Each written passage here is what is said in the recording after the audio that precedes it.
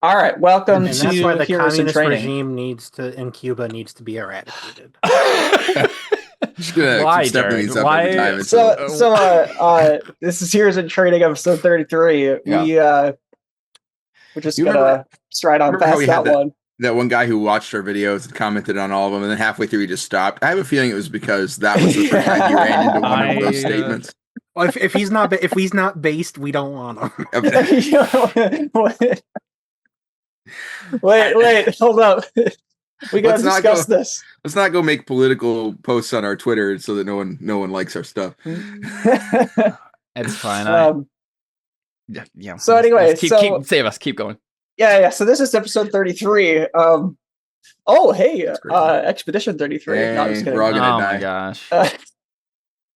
So this is going to be the Heroes in Training protection detail chapter.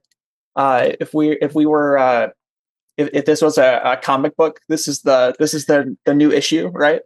The protection detail issue. It's a really nice name for a oh crap, what do they call them? The quests in games. Side quests. Escort quests. Oh, escort quest. Yeah. Yep. So last we left off, you guys are now having to deal with Dr. Adrian Vale as the Federal Hero Compliance Officer. The absolute worst person on the planet. Whoa, okay. I hate him. Is Reaper not worse? I mean, I guess Reaper didn't give you a demerit. No, Reaper didn't give me a demerit. So I was listening back to that episode, and I could not believe how impactful that moment was. It's so incredible that because you mentioned it so many times throughout the whole series. It was the only moment, like it was the way he did it too. It had way more to do with the way he did it more than anything else. Because Palladium in that moment just thought like, do I want to be bossed around by a guy like this? No, actually, I don't care. I don't care about this. You know what? Yeah. 32 episodes. When that happened, did you have like, because I remember when Angel told Leftwing to shut up when he was trying to comfort Bastion, that like I had a reaction, like a physical reaction. It made me mad.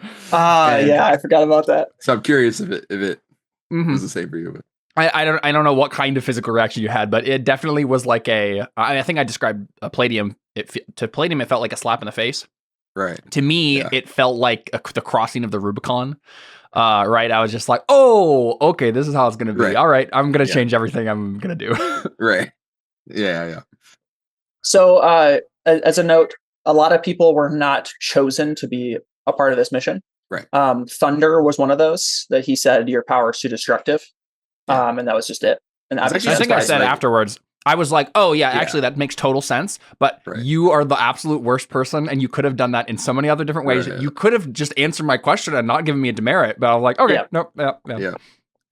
So, setting up, well, I guess let's just jump into it because I'm going to kind of explain as we go. So I remember one of the things that Leftwing had as a plan before the end of the session was to have a dummy set up in a safe house or something to be able to teleport Abigail out. Yeah, classic Leftwing. I want to do 2 so that I can also go with her, because if I teleport her there and that's where the bad guy is, and then I'm like, oh no, she's dead now. Sorry. So I need to go with her. Well, where's the dummy going to be set up in Hero headquarters? So that's what I was going to go to. So I'm going to say that if you bring up that idea, you get vetoed on it to go with him. Yeah, to having 2 and going with him. So, or with her, I suppose. So we're going to see in the kind of the opening shot here is it's you 3 with Doomseer, Reflection, and Polar Shield. And you guys are setting up a dummy in one of the interrogation rooms. So it's already locked down. It's already contained. And so maybe you mentioned that idea and they're just like, no, we need Leftwing to be able to take people's powers and continue on in the fight. We don't want him teleporting away, basically. And in theory, as long as the place that we have, is secure. It's secure, right? And that's the idea. They're like, that's overkill, right? She'll be safe in the interrogation room. Yeah. But okay, so we get a scene of you guys setting up the dummy in there. Maybe Polar Shield is trying to make small talk with you guys. I'm trying to think of something she would say. So what are the dynamics like on Team 1?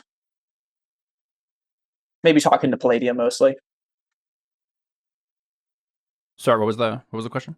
Polar Shield says, so what are the dynamics like on Team 1? Dynamics? Like, how well do we get along? Static. Get out of here.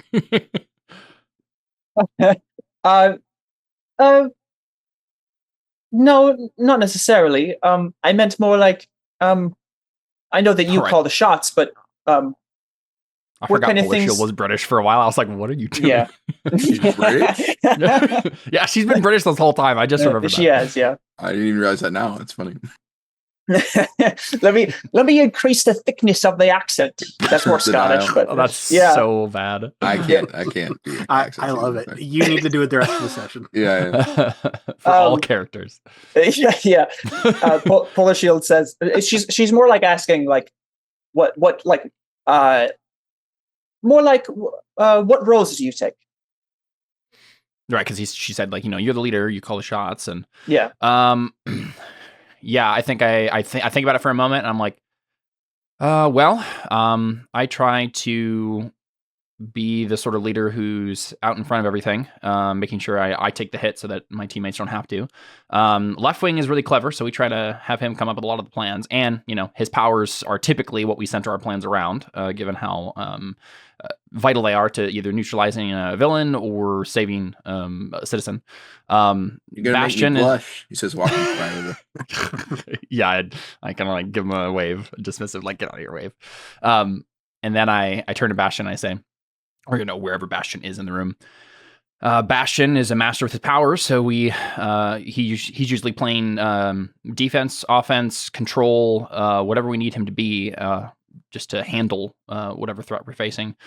And I just say similar things about all the girls too, right? They're just like, Thunder's good at isolating her power and letting loose on a particular threat, so on and so forth.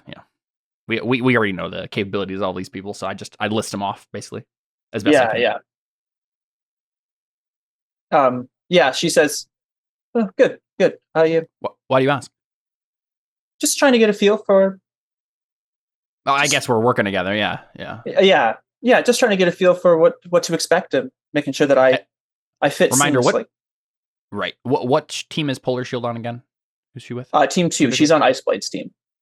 Iceblade, okay, yeah. Is Iceblade? Well, can you remind me the roster of who we have working with us right now?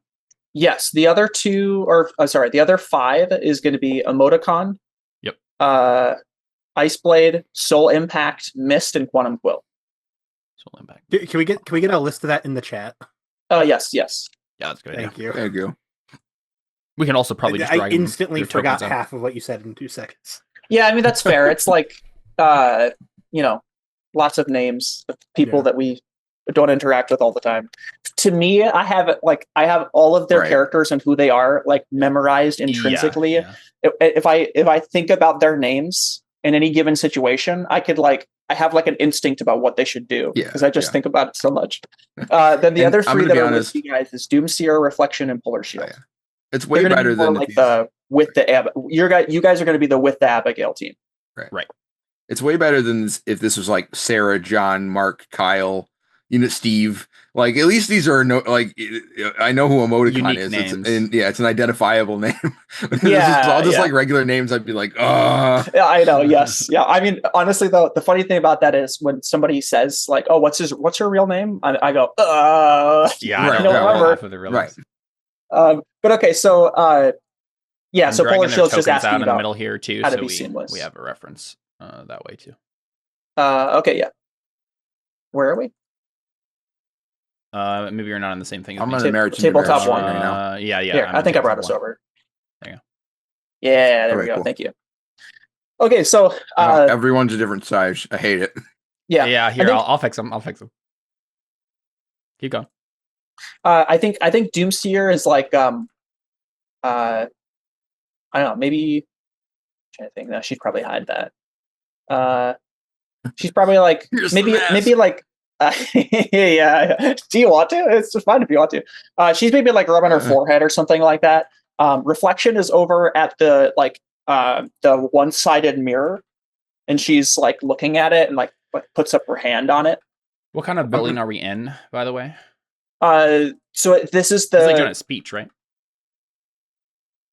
For the mission. So you guys aren't there yet. So this is just the interrogation room. Right? We're setting up the dummies. Yeah. Yeah, setting up the dummy. Oh, right. Yeah. But the interrogation, or sorry, the place where it's going to happen. I think my idea for it is it's like this big skyscraper building, and the speech is going to happen outside of that building, kind of on like maybe like the steps of some sort of like podium area. Cool. I have a question for your reflection. That one. Oh, okay. Yeah. Yeah. So I think Lethwin will set down the dummy and is the dummy made out of carbon? Like what? Maybe I always just imagine these as like I just assumed Lethwin steals them from like clothing stores or dummy facilities. Yeah, no, like clothing stores. Okay, that's actually perfect. It should just never be decided. Like maybe somebody asks you and you go, "Huh, what?" Oh, anyway, it's like we're just stealing Old Navy mannequins. Why is this one suspiciously fashionable? Just posing the legs on top of the table and crossing them on top of the table. Yeah, it's like. Yeah. And then I'm gonna go over to reflection. Like, hey, reflection, do you got a second? Sure. During the tournament, there was like I'm sure you remember, there was like a whole thing where you were staring into the distance into a mirror for like 10 minutes and we thought you might be dead or something. Did we ever figure out what happened there? Just, we're going to be working together and I want to make sure I know what's going on. I think she says, I was what Scab did a what's the word? Not a diagnosis, like a wellness check. Scab did a wellness check and determined I was all right. Diagnostic or something. That's not clear. But I don't remember what happened. Okay, because at the time I assumed shortly after, at least, that it was one of the villains that we were fighting, but none of them have. I guess there was that one girl who could like control minds. Maybe did you see somebody like behind you in the reflection? Did you like make eye contact with anybody weird? No, that's the only thing I could think of. That wouldn't have been like your powers or something. I don't remember anything. Okay. Cool. You didn't talk to that weird guy from the other place? Prism? Is that what you're thinking of? She maybe reminds you of Prism? Yeah, that guy. Not much. He has talked with me before, but nothing too important. Okay. I'm sure it'll be fine. Just, thought I'd ask. I appreciate it. No problem. Glad everything's all right. She is French, by the way. I don't know if I'm pulling off her accent very well at all, but just to clarify. Yeah. Okay, so let's cut to the actual building. Wait. Yeah, go ahead. Can I talk to Doomseer quick? Sure. Yeah. Do we know how her power works? I mean, so you would know, right? I mean, you've done classes and stuff with her. Ultimately, she gets flashes of future negative events, and the greater the danger, the worse the vision is, and the farther back she gets it. So it's almost like I guess the best way for me to explain it, and maybe you guys have like overheard like Prism or Scab talk about this. Like essentially, think of it as like a channel of water, and the worse the danger is, the wider the channel is, and so like as Doomseer is coming along in time, like she reaches it sooner. Yeah, the wider the gap is, or the wider the channel is. Okay. I imagine it like terrain. If there's a mountain over there, you see it sooner than you see something shorter or whatever. Oh yeah, that's even better. Yeah. Okay. Which means if anything was going to go wrong, she'd know by now, right? Yeah. Well, it depends, right? It depends on. Well, I guess I don't know. We also know that making out does not count as danger because. Yeah. Well, I think her ability is a little bit more narrow than that. In terms of like danger to time, so, like bad things for her. No, that like the channel is narrower than you think. Like the mountains are shorter than you think. So it's a question of like 10 minutes as opposed to an hour, and not like more like so like a punch, right? She sees that like maybe a couple seconds in advance, right? Whereas like an explosion, she'd maybe see that like a minute in advance. And then like so the bigger the problem, the more the longer she sees. But I think one of the things she's mentioned before, the guy's imagining. No, it's not a long period of time. Can she focus it on a specific person? That's up to that's undecided. Like, okay, well, we're gonna figure it out right now. Yeah. Well, that's happened before. That she's seen like buildings collapse before that she's not in, but it's it's not very consistent. Right. So is it about like based on the information we have, do we know, is it about like her perception of things, or is there some weirder thing that is determining what she sees? I don't think anybody knows. Okay.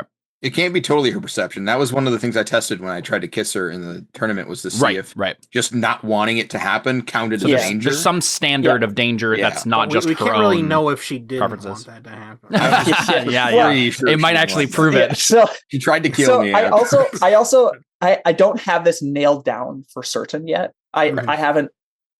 Maybe, but now that you guys are asking questions, I feel like maybe I should. Classic GM move. I love it. Well, it's always been very vague, and I have a general idea of like where I'm focusing it. But these types of questions bring up like, oh, okay, maybe I should narrow that down a bit.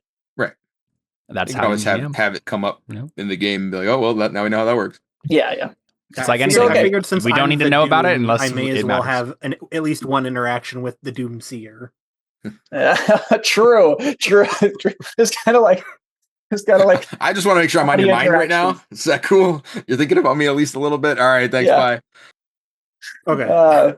So we'll cut to the actual building that you guys are in. So it's this like big skyscraper. I'm gonna say like maybe it's some sort of like I don't know, like convention center maybe, or no, it would be something like that. I don't know. It's just gonna be a skyscraper. It's generic, right? And the people are setting up like the speech at the stairs of that area. Is it like Trump Tower? Does he own this tower? No, he doesn't own the tower. Okay. You know what? I think the building you guys should be in to protect her, I think it should be like maybe a couple doors down. I don't think it should be directly there. And I think that's probably Arthur West's request of like, hey, have a separate detail be like not near me in case we're like, the collateral damage would just immediately hit her, right? So maybe it's like a block away. So you guys are in a skyscraper. So is she watching the speech from somewhere other than the crowd? Yes. Yeah. Okay. Yep. You guys are going to have her in a different building, like away. That makes sense. And the other heroes, like the Celestial 7, well, Celestial 6 right now. And is Dragon there? Yes. So Dragon would not be with you guys. Dragon is going to be protecting Arthur West. Healed yet? He was like.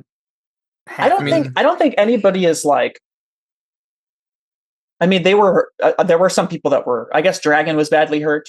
I don't think anybody else was significantly hurt. But I don't think Dragon is fully healed. But I don't think he's like not in combat shape. I mean, I'm sure Light Lady is very emotionally damaged. Yes. But physically really damaged, she wasn't really at all. Yeah. Right. Yep. So we'll get a shot of kind of Emoticon, Soul Impact, Mist, Quantum Quill, and Ice Blade. They're like setting up at different kind of like choke points in the building. And I think Cody Reynolds is going to be your guys' guy for this one. He's kind of set up like identify different kind of like entrance points that each of these characters are kind of set up at try and like stop any threats, identify any threats, and just kind of have like Cody a Reynolds. general area. I feel bad about Cody Reynolds because I can literally never remember a thing about the guy. I constantly get him confused with either Marty or Director Nolan. He's not a character in my mind. So his distinct the first thing that he really has done with you guys give me a demerit for drinking. Yes, he was the one that caught Left Wing drinking. So that was his big thing. Once again, in my memory, that was Director Nolan for some reason. Weird. Director Nolan is the really young guy who. Well, let me pull up pictures. I have a feeling the pictures look similar enough that I just immediately. That's Director Nolan. That's who I imagine when you say Cody Reynolds too. Oh no, this is Cody Reynolds. Very like generic agents, like let's be real, kind of guy. They are pretty much just Lassiter. All right, perfect. I have a touchstone. That's all I need to know. Yeah, there Lassiter. you go. Yeah. What's his power if he has one? He does not have a power. He's an agent. Yeah, I think most of the agents don't have powers, or they'd be heroes. Right? It's possible that you don't know, but it's possible they were duds, that they have abilities, but they just don't. Right, like Marty. There's no trigger for it. Right? Yeah. I'm still waiting for him to turn out to be like Terrible Tornado. I'm holding out for the last episode when it turns out he's the main bad guy and he's actually the most powerful psychic in the universe, and he's just BSing everybody. I can't wait. No, at the very end of the series, the stake of the world will depend upon someone being able to flip one page, and none of us will be able to do it. The story I'm going for is actually the Paper Girl story, like that kids camp skit. That's really the story. Yep. Uh-huh. Yeah. Mm-hmm. No, so we get a shot of all those other characters, right? Like getting set up in different points, and you guys are comms in with them, right? And then I think you guys are set up maybe towards the middle floors, and I think you guys are there before Abigail gets there. Any thoughts, any strategy that you guys want to discuss before she gets there? Is it too late to have that scene with Doom Singer? I thought you had the scene with Doom Singer. No, we talked about it. We didn't actually do it. Oh, what were you going to do? Oh, I was going to ask her if it was... Well, yeah. What? No. I was gonna ask her something. We just talked about her power. Okay, go ahead. So I go up to her. I'm like, hey, could you use your power on me or quick? And Connor's muted for those at home. Definitely listening. I need to know when my doom will arrive. Sorry, go ahead. Say it again. So yeah, he goes up to her and awkwardly is like, "Oh, just a second, my food is here. I love you. Love you, TJ." And he's like, "Can you use your power on me quick, if that's how it works?" Just want to see which of the Chinese super gods are coming to try and kill me today. I just need to know if it's safe. One, safe for me to be here. And two, if you can tell me there's something like big on the horizon, that'd be nice too. I fought enough red level threats lately. I like the idea that he just holds out his palm like she's going to read his palm. Yeah, I know he wouldn't do that, but it'd be funny. You know what? Though? I think Doomseer does that. Because she's really sarcastic, right? I think she's like, because I think she did this to you before Left Wing. She's like, yes, I think that you had bananas for breakfast, and so therefore your villain fate will be a yellow threat. Is that good enough for you? Doomseer's racist. She's playing into Chinese stereotypes about man. She's pretending he wants a fortune cookie. Yeah. Dang. He takes it very seriously. He's like, "Thank you, yellow. I can handle yellow." Yeah, but what she meant, I think it's racist. She actually meant Asian, and now it's gonna I think the only person more racist against the Chinese is Bastion. I think as soon as you like start to walk away, like that's the end of the conversation. She goes, "Wait." Was there more? Sorry, I kind of feel bad. That was a joke. I don't think he caught it. Oh, no. She goes, "My power doesn't work like that. I thought you knew that already." It's very unpredictable. Most of the time, it just gives me headaches. Sucks. Have you, I mean, at risk of sounding stupid, tried? Tried what? That I don't know, reading other futures? Well, yeah, I've seen other people's futures. I've seen buildings collapse. Well, and we've stopped it. I guess not necessarily me, but like I've reported it, and then they stopped it from happening. So yeah, I mean, I've seen stuff like that before. I mean, like making it happen instead of just it happening. No, not really. Well, there's no time like the present.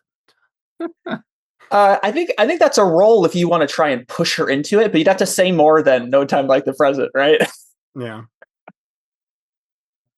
Hey, did we have a long rest? No, you did not have a long rest. And long rests aren't a thing in this system. Yeah. We decided that we're going to stay away from doing that because your emotional it's not even in the rules. Yeah, it's not exactly. We used to do that, and then I realized that you guys just always like stacked up your conditions, never did any moves with those. That's what people in D&D 5th edition do as well. Yes, yep. Until it was the end of the mission, we'd have a long rest, and you'd be like, "I'm all fine now. Everything's back to normal. I'm not mad anymore." I mean, I'm gonna have to make her feel special and unique. Oh, what a bummer. Well, you'd have to actually like. I mean, like Bastion basically just like revealed that he hasn't paid attention to anything on screen that's happened with Doomseer ever. Bastion wasn't there for that. Jared was. Bastion wasn't. Possibly. I don't remember exactly who those conversations. I feel like most of it has just been us getting audience scenes with her. Yeah, possibly. Honor. Making fun of me for I mean, not necessarily. I just mean like you basically said like you don't know anything about her powers, right?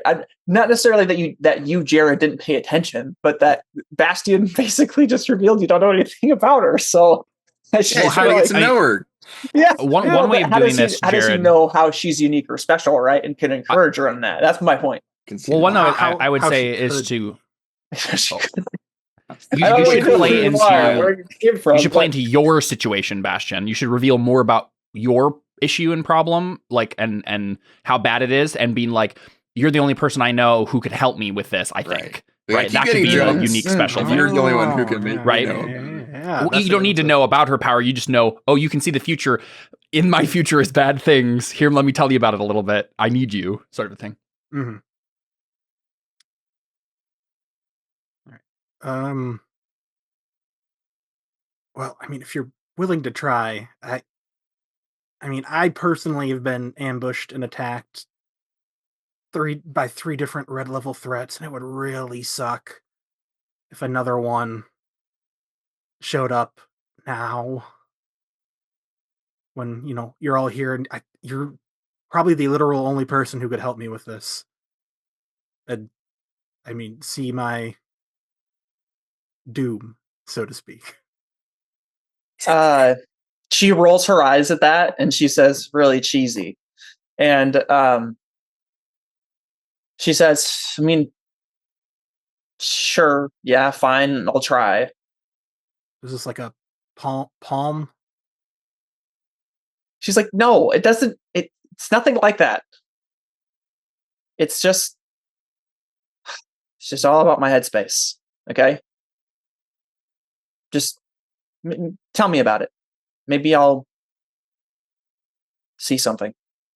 Oh, okay. Well, in China, there's like how many elements? Was there 5 elements? Yeah, there's like 5. Like supremely powerful, like element guys. And they want me to go to China, and they want me to fund their entire communist empire with diamonds, but I can't make diamonds. But they're trying to hunt me down, and they okay, slow down. There's a lot of details, and nothing's really coming to me. Well, I guess that's Oh, is this where I make the roll? Yeah, but I don't think this is you. I don't think this is thermodynamic miracle. I think this is just the norm. I think this is just mundane.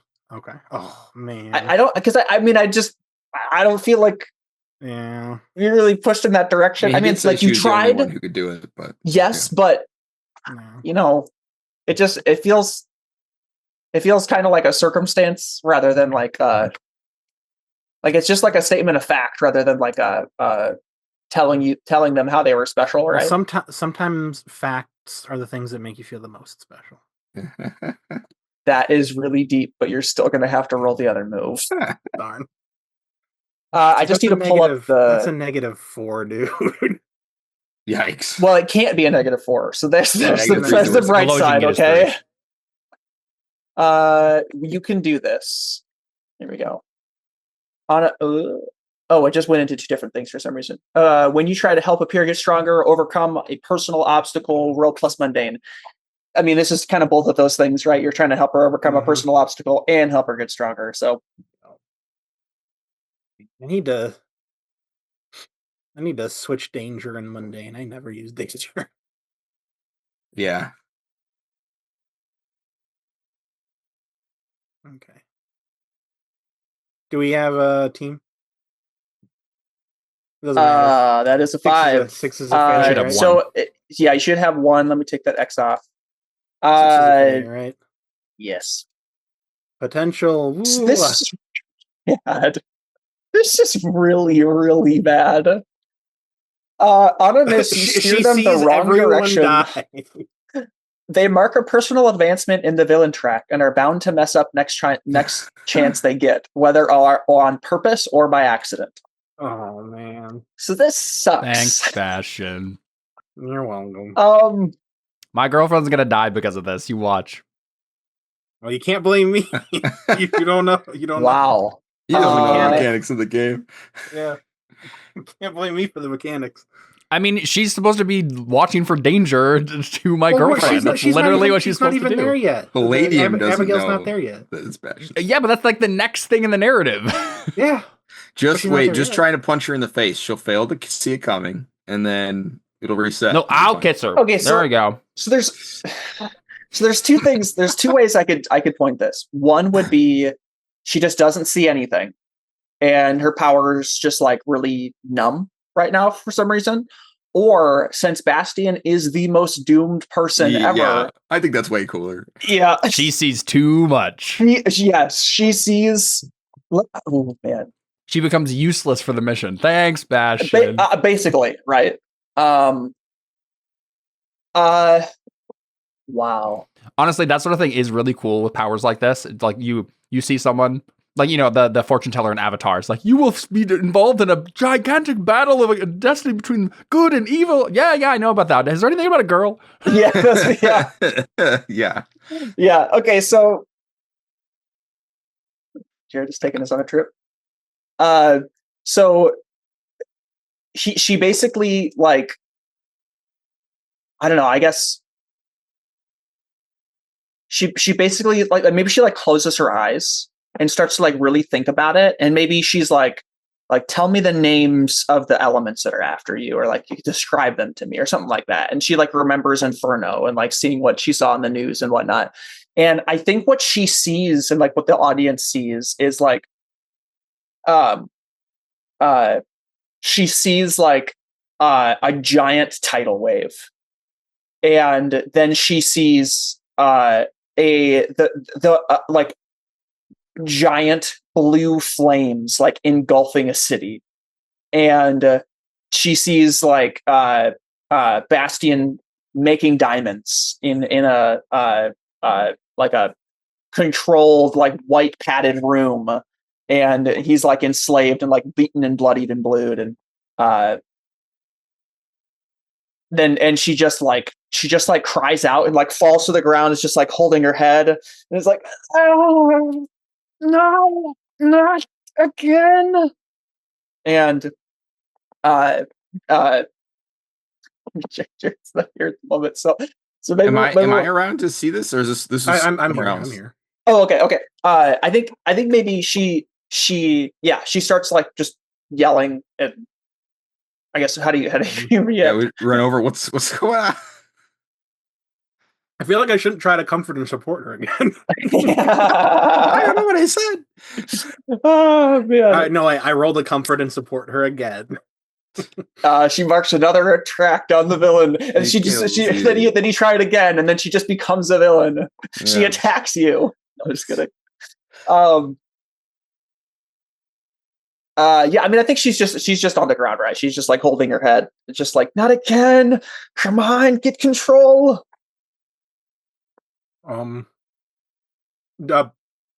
Take her power away. I call for left wing, take her power. Okay. Okay. Okay, you take her power away. I think Cody Reynolds is the agent over the thing, right? No, you don't have to roll. I mean, it's yeah. Well, would it be interesting if you failed this? No, it wouldn't be. I mean, what if he gets the visions or something, and like he's connecting with her soul, you know? I can't use their powers. So I think you take her power away, and she's like, thanks. And I think Cody Reynolds over the comms is like, guys, what's going on? Did you just take Doomseer's power? Some technical difficulties. So it's all good here. Bastion is using the future telling AI chatbot again for selfish reasons. How are you? Boring conversation anyway. Yeah. Cody says, I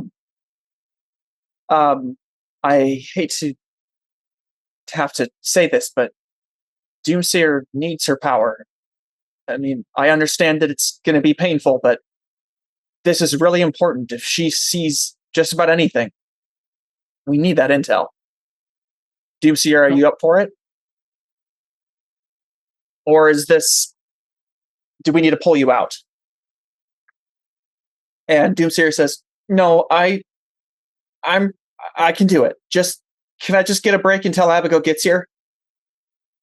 I guess she probably wouldn't say Abigail. Like until a VIP gets here. And he says, sure, yeah, just rest up, okay? And she's like, ugh, and like lays down again like she usually does, and she just goes, I took aspirin already once.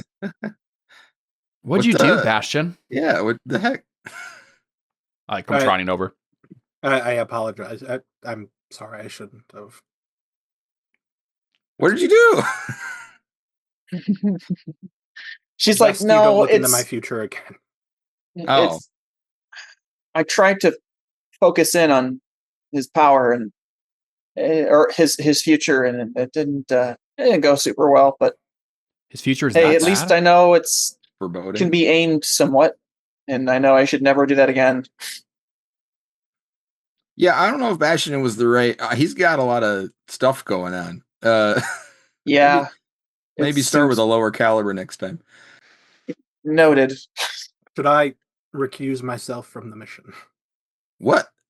No. Cody says no, absolutely not. Well, I'm asking if she saw anything that would. Oh. Oh, she says. I mean, I don't know. Like, you should probably recuse yourself from every mission, but you can't do that. I think she's basically like. I think she's like. I mean, either you should forego the hero, path entirely, or you're definitely going to die a horrible, gruesome death. And I didn't really see anything in between. Okay. Wow. That's awful. Yeah. Should I mark a condition? No, I think, I don't know. I guess it depends on how Bastion is taking that, but Doomseer is more being like sarcastic, right? She's just like, and I guess he already trying to be annoying. Thinks that was going to happen anyway. So. Yeah, yeah, seems fair. I feel like all three of us have some really strong main character energy, like ridiculously strong main character energy. All three of us. Yep. One of us is the only person who knows aliens exist. Right. Right. Yep. One person has the special power that can take other people's powers, right? Yeah. And who's has the thing with emoticon, like that whole thing. Right. Bastion is literally. He also has some intense right, and then emoticon. Yeah, exactly. There's a lot of Dragon does too. and Bastion has the hunted by all the main villain. Yep. It's good stuff. It's almost like they're the main characters. Yeah. Okay, so I think this is when Abigail shows up, right? I gotta talk to Palladium before she shows up. Sorry. Oh, well, okay. Yep. That stalls even more. She doesn't. She doesn't show up. She's tying her shoe at the bottom of the steps. I don't want her to come up and she's not there. The main character. Yeah. Anyways, hey, Palladium, before she gets here, I got to ask you a couple questions. Just in case, Reaper has like 10 million powers. We don't know what any of they are. So I'm going to have some questions to ask her to make sure she isn't like body swapped or something, So, what's her, is she like that. Cats or dogs? I don't even pull up what Connor wrote me. I think her dad's allergic to both. So, I don't know. Maybe she seems like maybe she would be a dog person, but I don't know if that's actually the right question. Yeah. Does she have a favorite alcoholic drink or drink if she's lame? I don't know. I mean, yeah, we're teenagers. Left wing, we haven't drink. We don't drink. I mean, speak for yourself. All right, what's the normal drink? Yeah, okay. Like Palladium's never had a drink in his life because he's a goody two shoes, so he's just like, okay. The answer is not Surge. Why are you dating her? Yeah, she's like, I guess we get coffee a lot together. So a little vague, a little guessable, but that's okay. I mean, her order is a white vanilla mocha, iced. There you go. Vanilla iced. That's Carly's order, so that's why I know off the top of my head. There you go. All right, what is your favorite restaurant? Yeah, I think it would probably be this fancy supper club type place that we went a couple weeks ago. And I try to dredge up the name from my I couldn't come up with a name for it either. I can't. Let's say the Reno's. Okay, Reno's sure, Supper Club. Yeah. Reno's yeah. There you go. Supper Club. All right, cool. Thanks, appreciate that. No problem. Good. Okay, so I actually did remember. I'm texting Abigail right now as he is asking. Right, what's your favorite? Yeah, so I think Abigail comes up into the room, right? But I think also Arthur West does, and I think some of the Celestial Seven are also like with him already, and they all kind of come in. I think Cody Reynolds is there too, and Arthur West says, "Thank you all for coming to this. I really appreciate your participation, your willingness to put your life on the line for my daughter and for myself. I understand how awkward this situation is, that I am essentially becoming today the Secretary of Superhero Affairs, and my leaning is definitely against your guys' position of having, well, your position, I suppose. I mean to be open and honest and direct about the situation because I really am relying on you today to protect us from those who seek to wish our entire society and those who are innocent harm." It's this guy's fault that Dr. Adrian Vale is at the hero place, right? Okay. Yeah. Yes. I feel like most of my hatred towards Vale is going to end up being pushed onto this guy. Great. I already kind of didn't like him, so. Just remember, this is Abigail's dad. Yeah, good thing you're not trying to be related to this guy. Yeah. That's fine. It's all going to blow up in my face anyway. It's fine. Yeah. I mean, yeah. Of course. And I think he says, I think he almost wants to like correct his, like the way he phrased something, because he wants to like explain all the nuances of what he believes, but he just doesn't. He just goes, that's not important right now. I just want to thank you, each and every one of you. I appreciate the sacrifice you're making today for us. And I hope your help is not needed. And he turns around and leaves. Yeah, let's hope there's not because well, I guess he probably hugs his daughter, right? And whisper something to her, and then Palladium's thinking to himself, right? Like, when he says, I hope your help is not needed. And it's like, yeah, because if it is, it proves your whole position wrong. Right. So Abigail comes over, and I think she kind of like awkwardly stands. I think maybe Cody is like walking over with her, and Cody just like lists off the names of the characters, right? Like this is Palladium, this is Leftwing, Bastion, Doomseer, and Doomseer is like on the ground, like, hey. And what was it? Reflection, and what was the last person? So we're before Polar Shield, yeah. Where before Palladium has been really like stiff and like uncomfortable around people who don't know his secret identity when he has to, pretend to be Palladium and not reveal that he's John. In this case, Palladium just gives her a friendly wave. He's totally at ease. She's just like, I'm going to tell her in like 5 minutes anyway, so that's fine. Yeah, okay. So probably too friendly, right? Like that for a random guy who doesn't know her sort of thing. Yeah. And I think Cody, like, he's like saying your name and you're like super forward. He like hesitates, like, and this is Leftwing over here. And and I think she just says, thank you. I guess what do you guys like to do for fun? I laugh. And Cody's like, yeah, I'll just leave you guys here. But it's like, completely. I'm laughing because I know Abigail, right? Yeah. And she kind of chuckles to herself as well. And she's like, yeah, this is super silly, right? Well, we can stay distant. No, we don't have to stay distant. It's fine. Will make sense, Leftwing. What do you think, based on the likely entry points of villains? I look around. You're asking me where they'll come from? Well, where do we think Abby needs to be?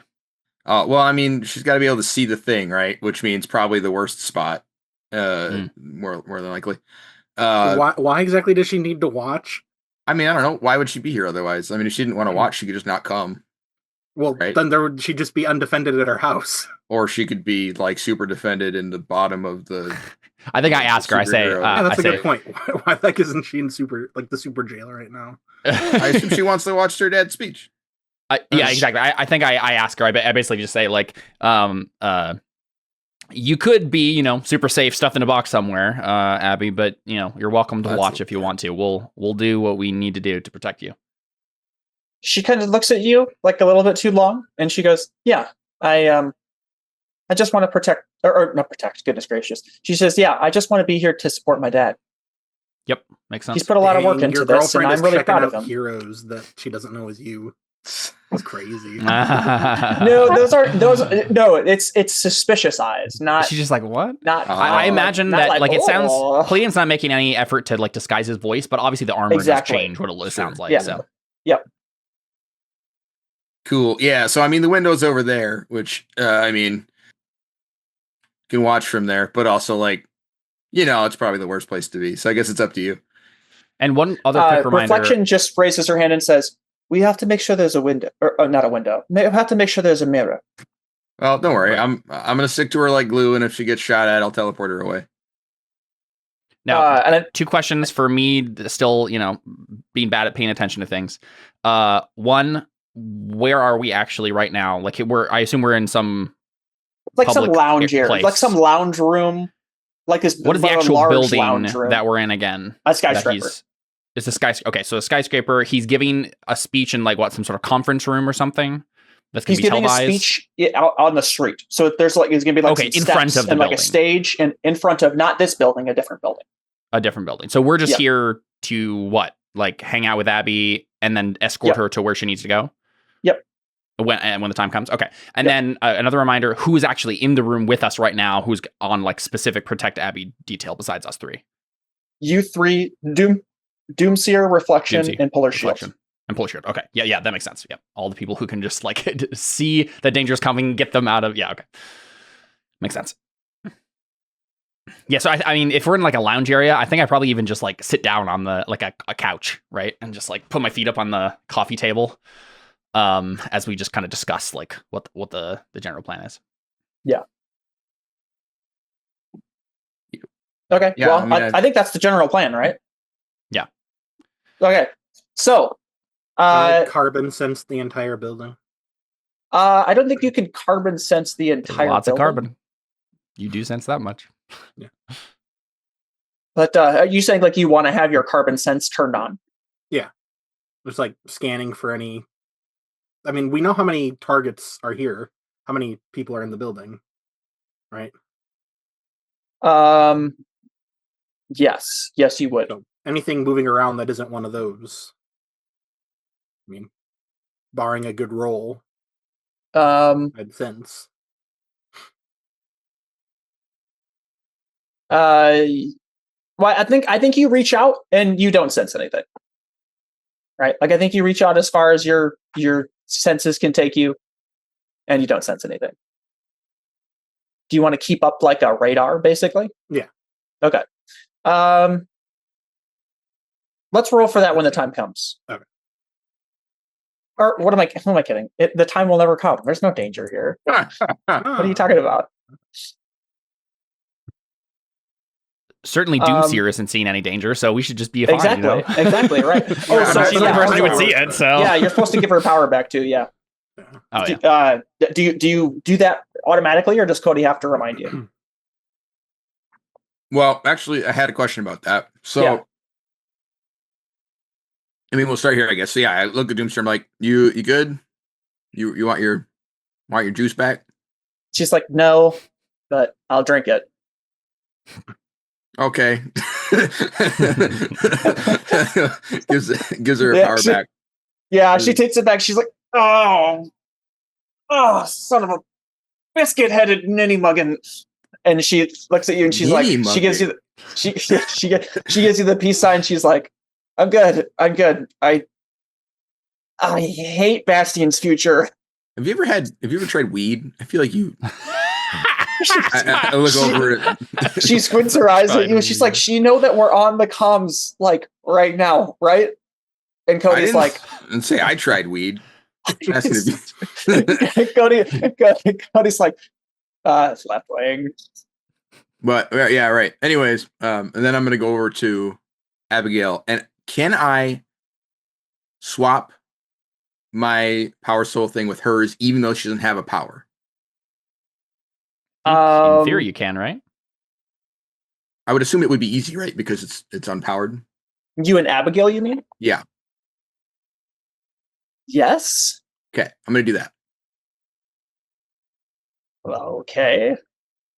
Because you do it. You do it. All right, cool. Thanks.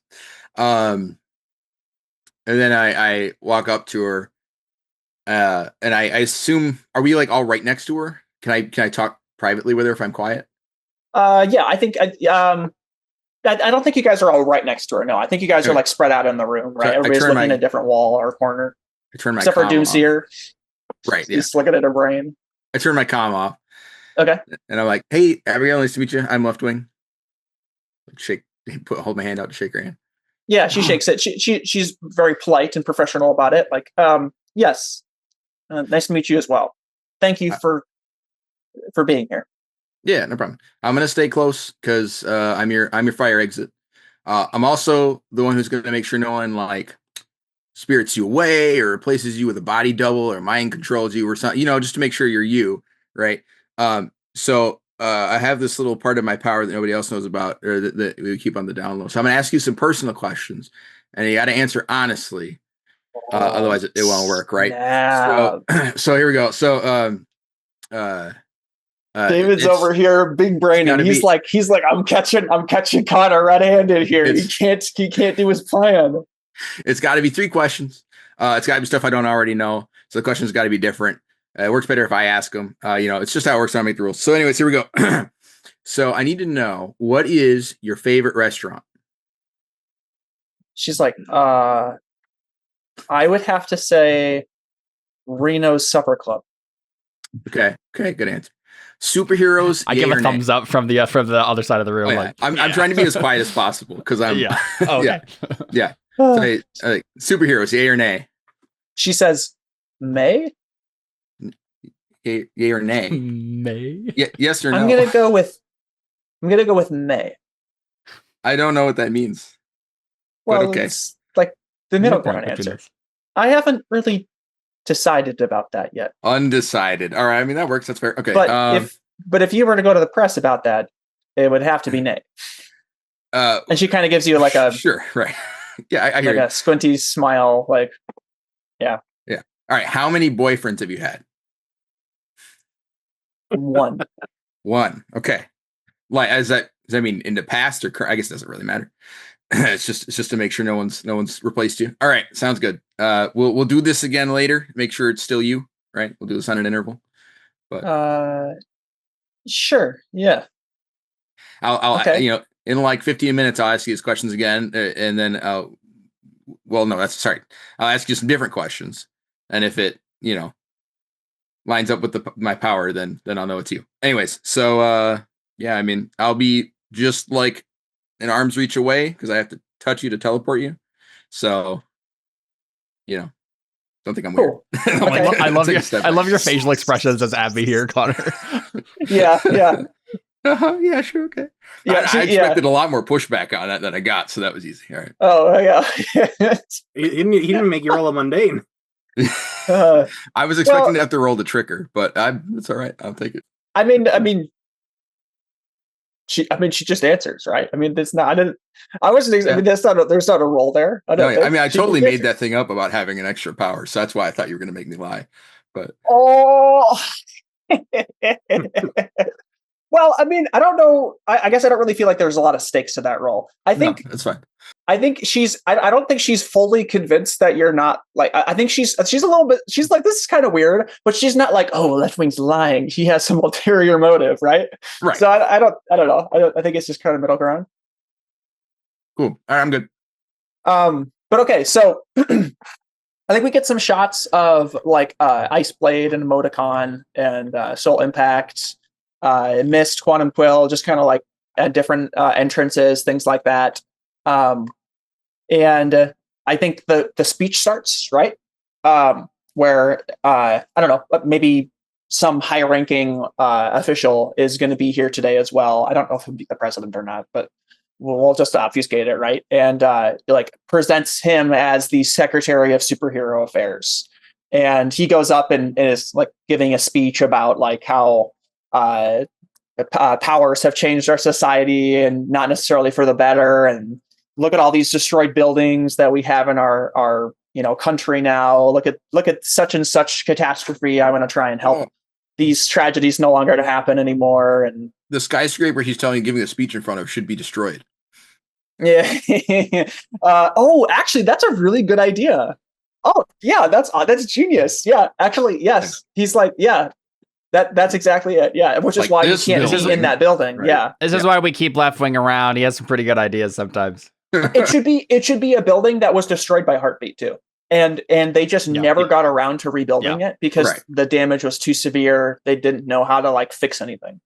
The companies that were in it went insolvent or whatever. Yes, that's perfect. Thank you, David.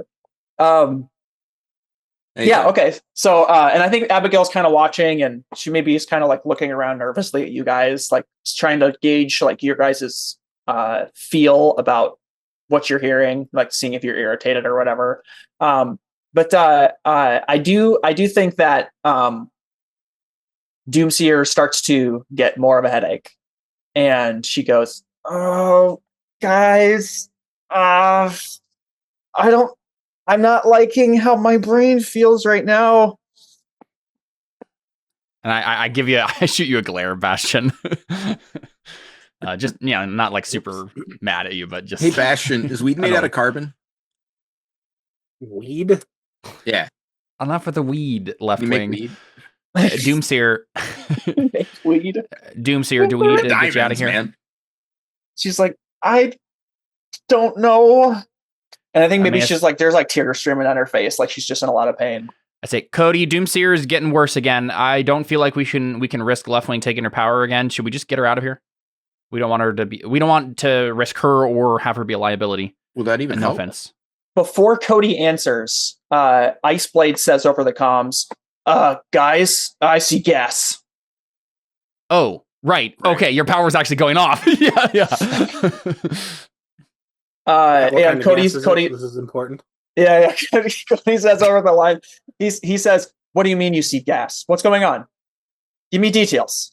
And Iceblade says, "There's just some sort of green smog coming out of the doors here." Do I have a layout of the building handy somewhere? Obviously, this is like 2001. Yeah. I think there's like maybe there's like a coffee table in the room, and there's like blueprints, right? And it's circled like where I look. Yeah, I look down and see where they are. Where are they in reference to me? Base floor. Floor. And we're still waiting for the speech, right? We're in the lounge area, just hanging out. You're listening to the speech right now. We're listening to the speech. So wait, so we're in a building though still? Yes. So you're listening to the speech from a different building. So let me look at the thing. I guess I was just confused because then we have skyscrapers over. Like you guys are all in the skyscraper over here, right? And then like down the street, like maybe like over a block away, there's a broken down like skyscraper destroyed building like over here, and that's where Arthur is giving the speech. Okay, so I guess I was just confused because it sounded like Abigail was going to be publicly like visible. No, she's there to support him and like personally, like out of a sign of affection. But Arthur is saying, nope, she needs to be in a different building because if I get attacked, any collateral damage would be massive. Sure. Okay. All right. So I'm sorry. What was the answer to the question as to where they are based on where we are? Again. So we're in the lounge area of the skyscraper next to the speech, where the speech is being given. They are on the base floor of the same skyscraper. Iceblade is. Each person is in a different spot. Right. So Iceblade is all below in our us. Building. Yes. Iceblade is below us. Yes. Okay. What floor are we? Like, give us a reference for how high up we are. Let's say it's a 20-story. Well, I guess it can't be a skyscraper. It's 20 stories, right? Let's say it's 50 stories. No, let's make it smaller. Let's make it a smaller 20-story building. You guys are on floor 9, let's say, and Iceblade's on floor 1, and there's different people posted in different areas. Maybe emoticons towards the top, like watching the roof. And you guys probably have a radio in the room. Sure. And that's how you're listening to the speech. So ChatGPT is saying that Washington, D.C. did not have true skyscrapers in 2001 by the usual modern standard. So we're looking at it also didn't have they didn't have a building around 12 to 14 stories. So tall, but not like skyscraper tall, right? Skyscrapers are like very, very tall. So with 20. That makes sense, though. Yeah. Well, I'm gonna instantly just do a scan for anything that's not supposed to be there. In our vicinity. Yes. Yeah. So go ahead and roll freak then to extend your senses. As he's doing that, Palladium's thinking about like, oh, nice. Palladium's thinking about like, okay, so we're above this. So someone is trying to cut off our exit from below. Who's the closest person above us in terms of like other people that are helping? I'm gonna say classmates. Probably Polar Shield because she can Polar Shield's with us. Oh. Right. And you said emoticons on the top of the building. Soul impact. Okay. So I think I say, if it makes sense to you guys, unless what Bastion's about to see here contradicts this, my thought would be, if it's up to you guys, or if it's okay with you guys, I think we're going to retreat up to where soul impact is. Start making our way up the building. Eventually make our way to emoticon.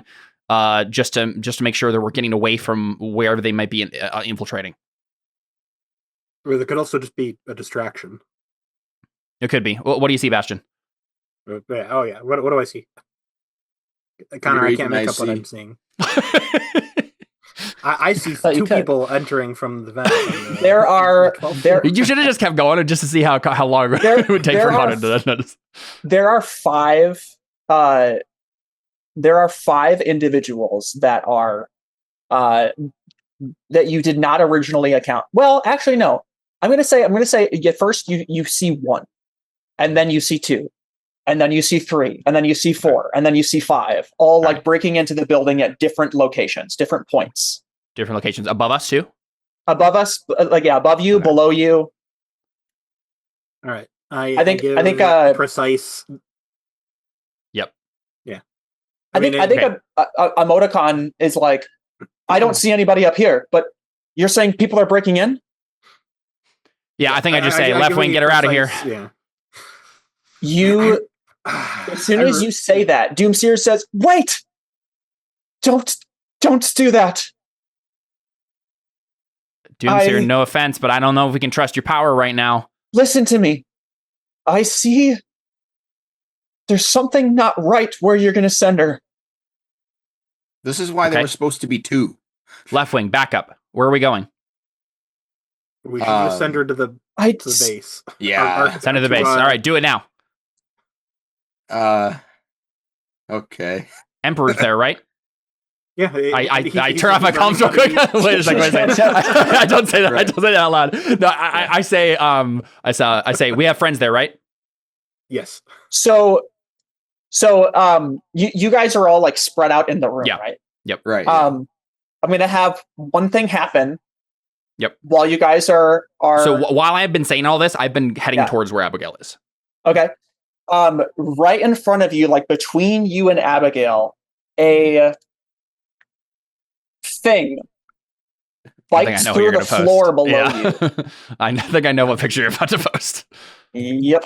Yeah, that guy. I hate it so much. Yeah. Is that gluttony? It's gluttony. Yes. Yeah. Basically. Hate it. He's not between me and her, right? Because I'm literally within arm's reach of her. Oh, you decided to be within arm's reach. Yeah, I told her I was never going to be out of arm's reach. So, well, reflection is then too with a mirror, because that was technically we're standing in. They're standing in one part of the building with a mirror, left wing on one side of her, reflection on the other side of her, and then I'm in front of her now because I've been moving towards that. Okay. So this guy bursts in from directly opposite me right now. And slash. Yes. Yeah. It just like bites through the floor. And just goes. So like Bastion and the others are also kind of scattered around the room. Yes. Because I was assuming that we're kind of on one side of the room. The others are scattered around the other side of the room where this guy's breaking in. Is that true? And the other side, or are they behind us? Like Bastion and the others, are they behind us or in front of us? We got tokens. We have a map. What are we doing? Yeah. These guys are. It's other places of the building. Oh, but you guys aren't here. Hold on. Oh yeah, we gotta copy this over. 2, 3. Okay, so reflection. Oh, and Abigail too. Abigail. Here we go. She's very small. She's a citizen. She's an NPC. I'll change those sizes. We just don't have a grid, so it doesn't automatically set them right. Oops. Yeah, so maybe like 4 corners like this, right? So Palladium starts to come in.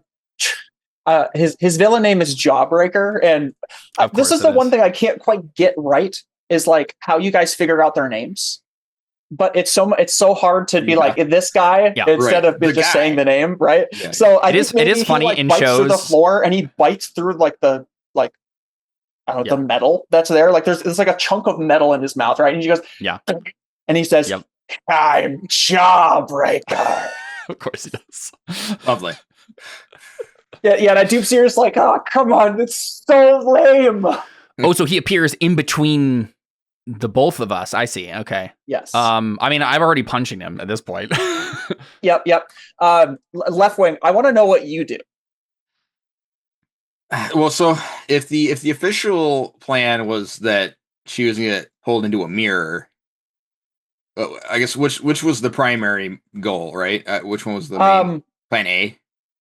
Right? Because plan A was left wing. Plan A was mirror or left wing? I think plan A is left wing. But plan B is reflection. Yeah. So I don't know. Based on what Doomseer is saying, I feel like we should go with a plan C that wasn't planned at all because, right? Yeah, we're gonna get in so much trouble.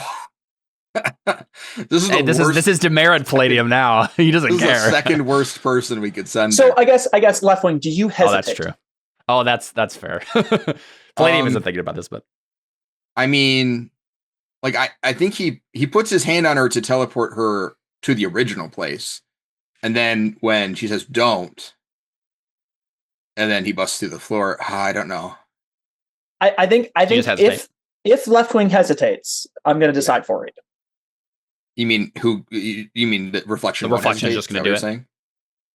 not going to answer that question. I'll decide for you what happens. It depends on if left wing hesitates. Yeah, I mean, I guess it also depends on how close this guy is. If he's in lunging range, then I won't. If he's burrowing through the floor. Can I roll to provoke left wing to do it? Like, he jumps through the floor between Palladium and Abigail. He's looking at Palladium. Yeah. Oh, so I have a second, right? And unless it sounds like Connor's going to have something else happen. like you're not like if I don't teleport her, she's going to get eaten right now. If that's then he would hesitate. Okay. Because teleporting her to the pace is terrible. I mean, I get it, but also that's fine. Go well. Okay. So if left wing hesitates, Reflection is trying to definitely grabs her and basically I don't know how she does it. I think she grabs her and pushes her through the mirror, and she just like goes in like it's 9 3/4 Hogwarts, right? So does Reflection go in too? She does not. Oh, okay. She sends her in. The plan is just send her into the mirror dimension and pick her back up later when everything's safe. I feel like the plan should have been she would go with Reflection. That seems dangerous. Yeah, she doesn't really have much. I mean, because she doesn't have much use otherwise, and if something happens to Reflection, then we can't get her back out. I think that would be the plan. Right? No, that's a good point. Yeah, I think she does just pull her into. Yeah. I think she sees Jawbreaker, and she looks at you, Left Wing, and she just doesn't. She just pulls her in. Yep. Yeah, right. I think that's what happens. I'll grab the mirror then. And sure. Yeah. It. Okay. Perfect. Yeah. You see the two of them, right? And Reflection kind of gives you like a weird smile and nods, not a time to smile in this situation, right? Like I don't know why you're calm. Yeah, through the mirror. Yeah. Okay. Gotcha. Almost like an assuring smile. Yeah, I give her a little nod because I'm like, yeah, I don't know what I was gonna do there.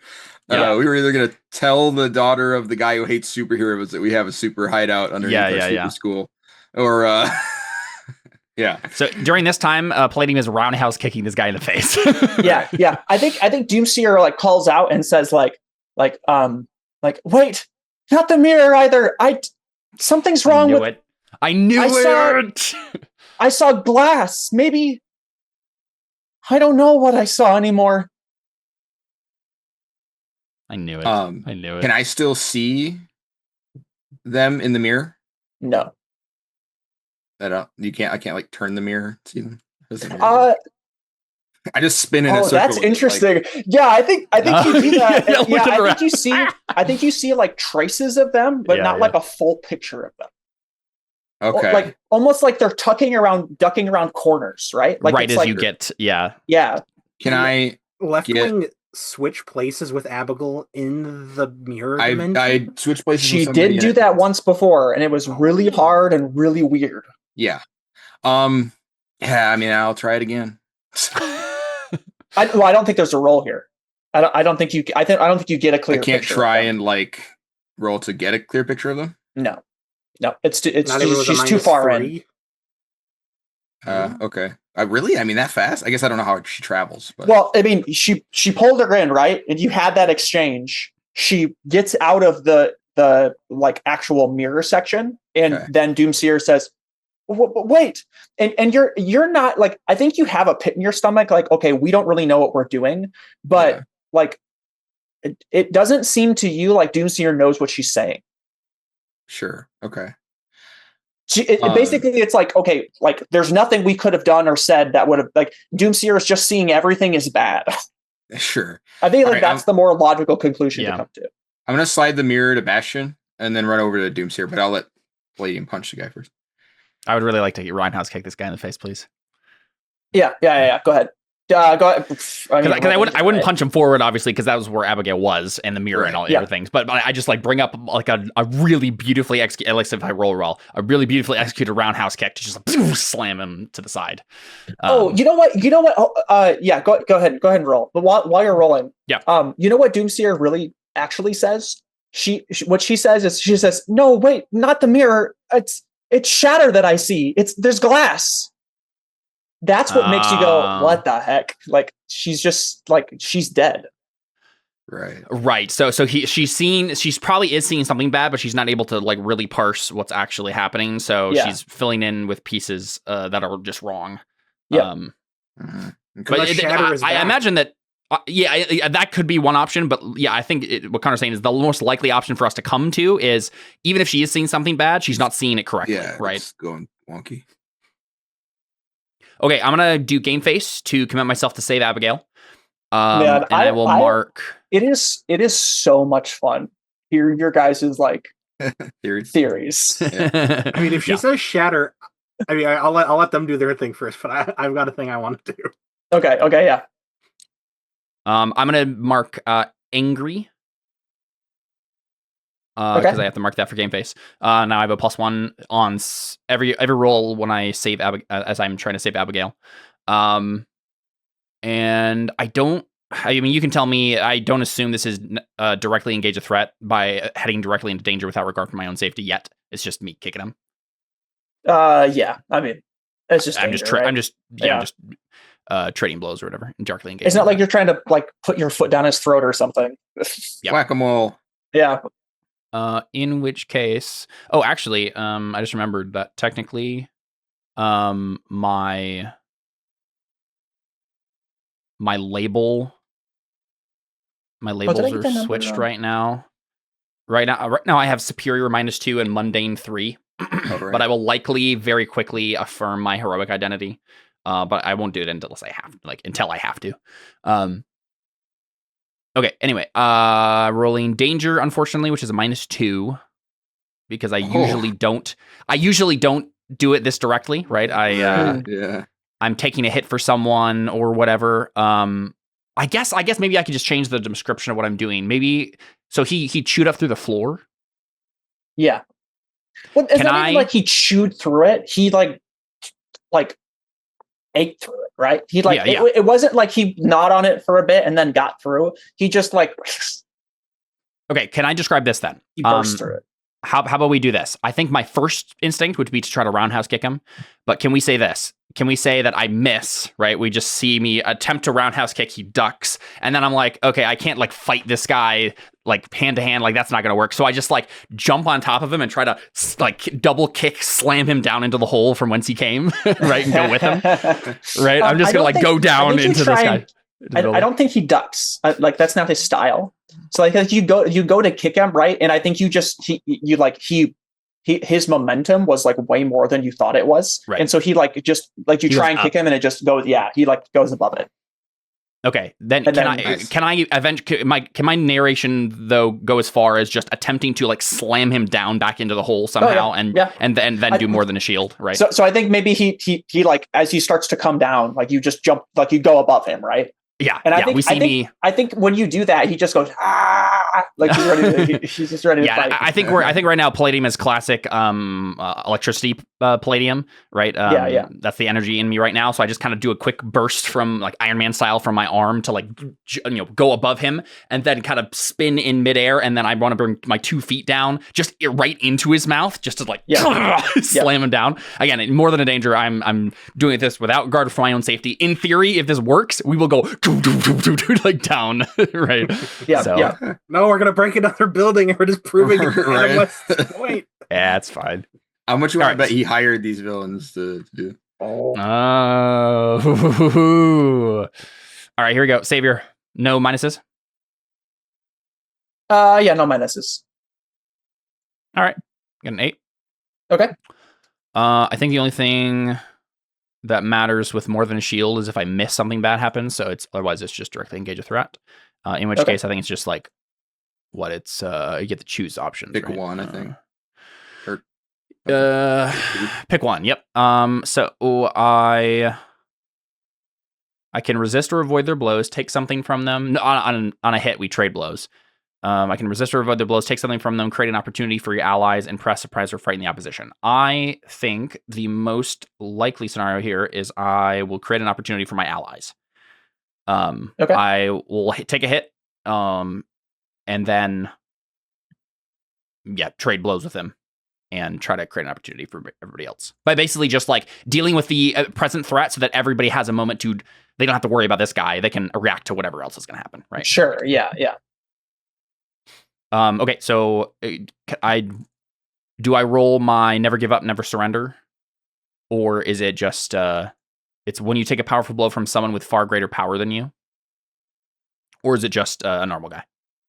Because we're trained. So you're not resisting to it. Okay, yeah. Let me think.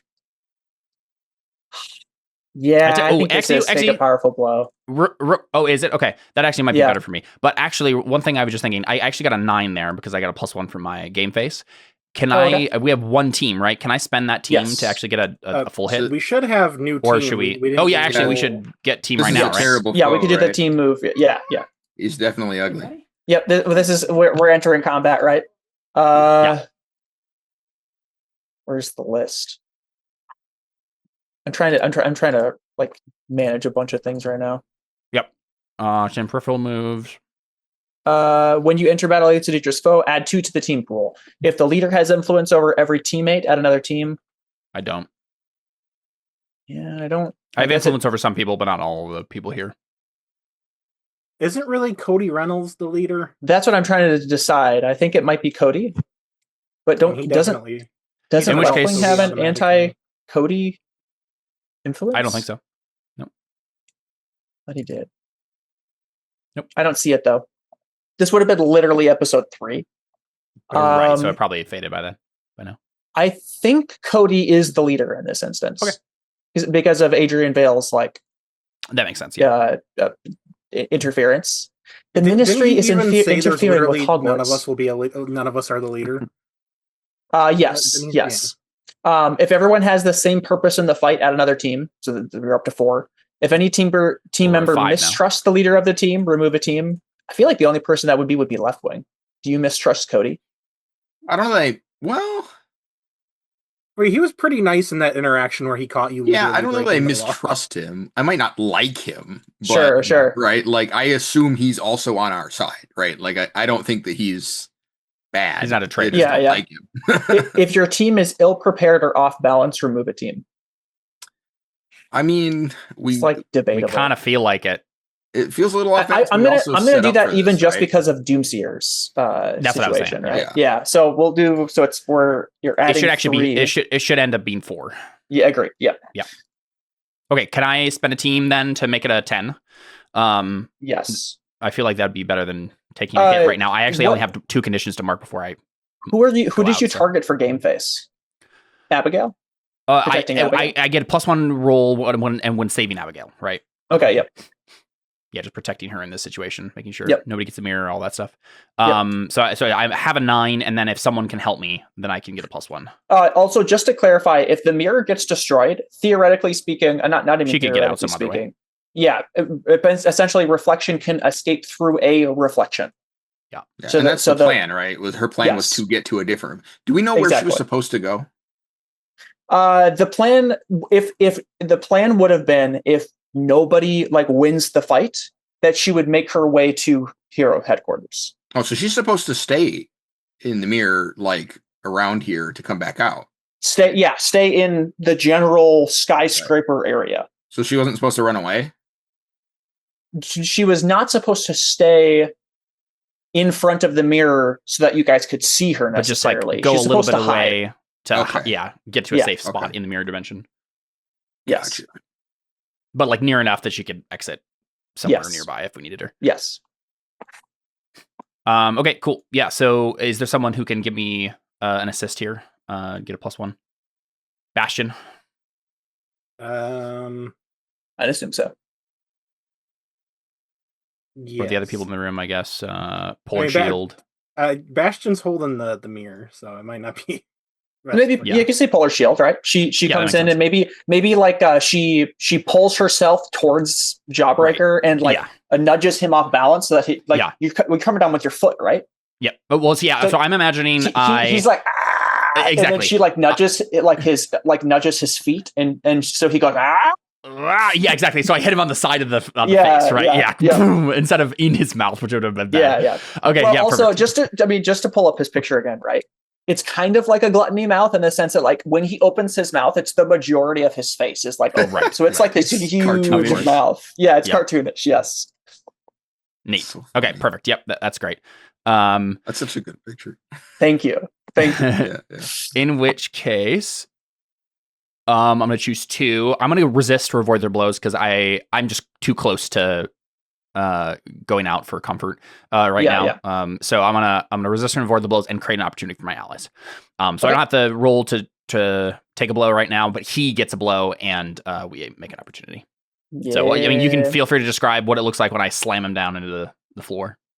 I mean, I think like you kind of like put him off kilter, right? But his mouth is huge, so I think like you throw him into the hole, and he like kind of like gets jammed like in between the hole, and he like catches himself, or like maybe with part of his mouth, like he's like and like turns and looks back up at you.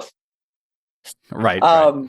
I like to think that maybe maybe it looks like I slammed him down into the hole, and I'm expecting to hear a bum bum bum bum bum, but instead, he maybe just like one floor down or something, or like on the ceiling, like hanging from something. Like he hasn't gone down. Yeah. I don't know how to get like you click on his character sheet, you can see the like 1 counter, but I like it better when you can see like. What are you trying to do? Here, I'm gonna put a little green dot on him to mark that he has a condition. Do this, Connor. Do this. Go to the bubble thing, and if you go hover over the green dot and just press a number, it'll put that over the green dot on the icon. So it's hard to see zoom in on it, but if you look at the green dot, not the green like HP tracker. Like on the token itself. Do you see how I have it on the token now? If you click on the thing that opens up all the icons you can put on the side of the token. Yeah. And you hover over it with your cursor and then press a number, it will put that number on one of the icons that you put on the token. What the heck? See? Yeah. What? That's insane. Yep. I just learned that like a couple weeks ago, and I've been playing Roll20. Yeah, I've been playing on Roll20 for It's really hard to see, but it's because the it's better than nothing. So big, I think. I tried to do that. I think for this a few sessions ago, and I think it didn't work for some reason. But I didn't know that was new information. I feel bad. Okay, so I'm gonna like have Reflection and Abigail kind of like move off to the side here. So we're just kind of in the middle here fighting them. Yes. I forgot. I did not forget. Okay, so I'm gonna have something. I'm gonna have something happen here. So we just see Bastion like grab the mirror though. Yeah, like he has it in his hands right now. Yes. I think the opportunity you get is that he's caught himself, and he like if he lets go, he'll fall. I think that's the opportunity you get. But what about the rest of the stuff that's happening though? Is no one else is jumping into the room to attack us? It's just this guy. Not yet. There's a radio in the room. As this is happening, you guys are hearing, what's his name? Arthur West, right? Yeah, is he being attacked too? Let's see. Arthur West is saying something in his speech, and he says, because power in the wrong hands doesn't create freedom, it creates chaos. And that is why we must, and then almost as if like louder over the radio and over every microphone and anything that is like able to pick it up, you guys hear Reaper's voice using Static's power over everything. And he says, decide for them. Choose who gets to live like gods and who dies begging for scraps. And like everything is silent. Like you hear people start to scream, but like he is loudly like announcing this over them, and it's almost like too loud even in this room. Like you feel the need to cover your ears, but you don't because they're trying to fight, right? And he says, "You stand there and call it order, call it safety, but all I see is control. You don't fear chaos, Arthur. You fear losing your grip. Because the moment people choose for themselves, they might not choose you." And you hear an explosion, and you don't exactly see what's going on, but you see an explosion like across the way, and like Arthur West is being attacked too. Great. Well, that's not our job. We'll let other people take care of that. When that is said, all of a sudden, what is the way this is gonna basically like the entire like your field of view, and this is happening to all of you. You see as if a strobe light effect is taking place out in the building. Like you better make sure the episode has a content warning at the beginning, Connor. Yeah, epilepsy warning, right? A wave of like blackness is like overlaying reality in front of you. Weird. And I have a roll for this. I do know that Jared said he had something he wanted to do a while ago, and I think we moved. Oh, you did? That's fine. Yeah. Oh well. Sorry. Because he just didn't get to do anything in that like an opening volley there, so I'm just curious. Did you want to interrupt this? Is there something you would have done before this? I guess. Well, basically, as soon as he handed the mirror to me, and Doomseer for sure said like Shatter is in there, right? No, she did not. She did not say that Shatter is in a mirror. She saw Shatter, right? She was saying so. She was saying, "Don't send her to the base. There's something wrong there." And then she said, "Wait." After Reflection pulled Abigail into the mirror, she said, "Wait, not the mirror either.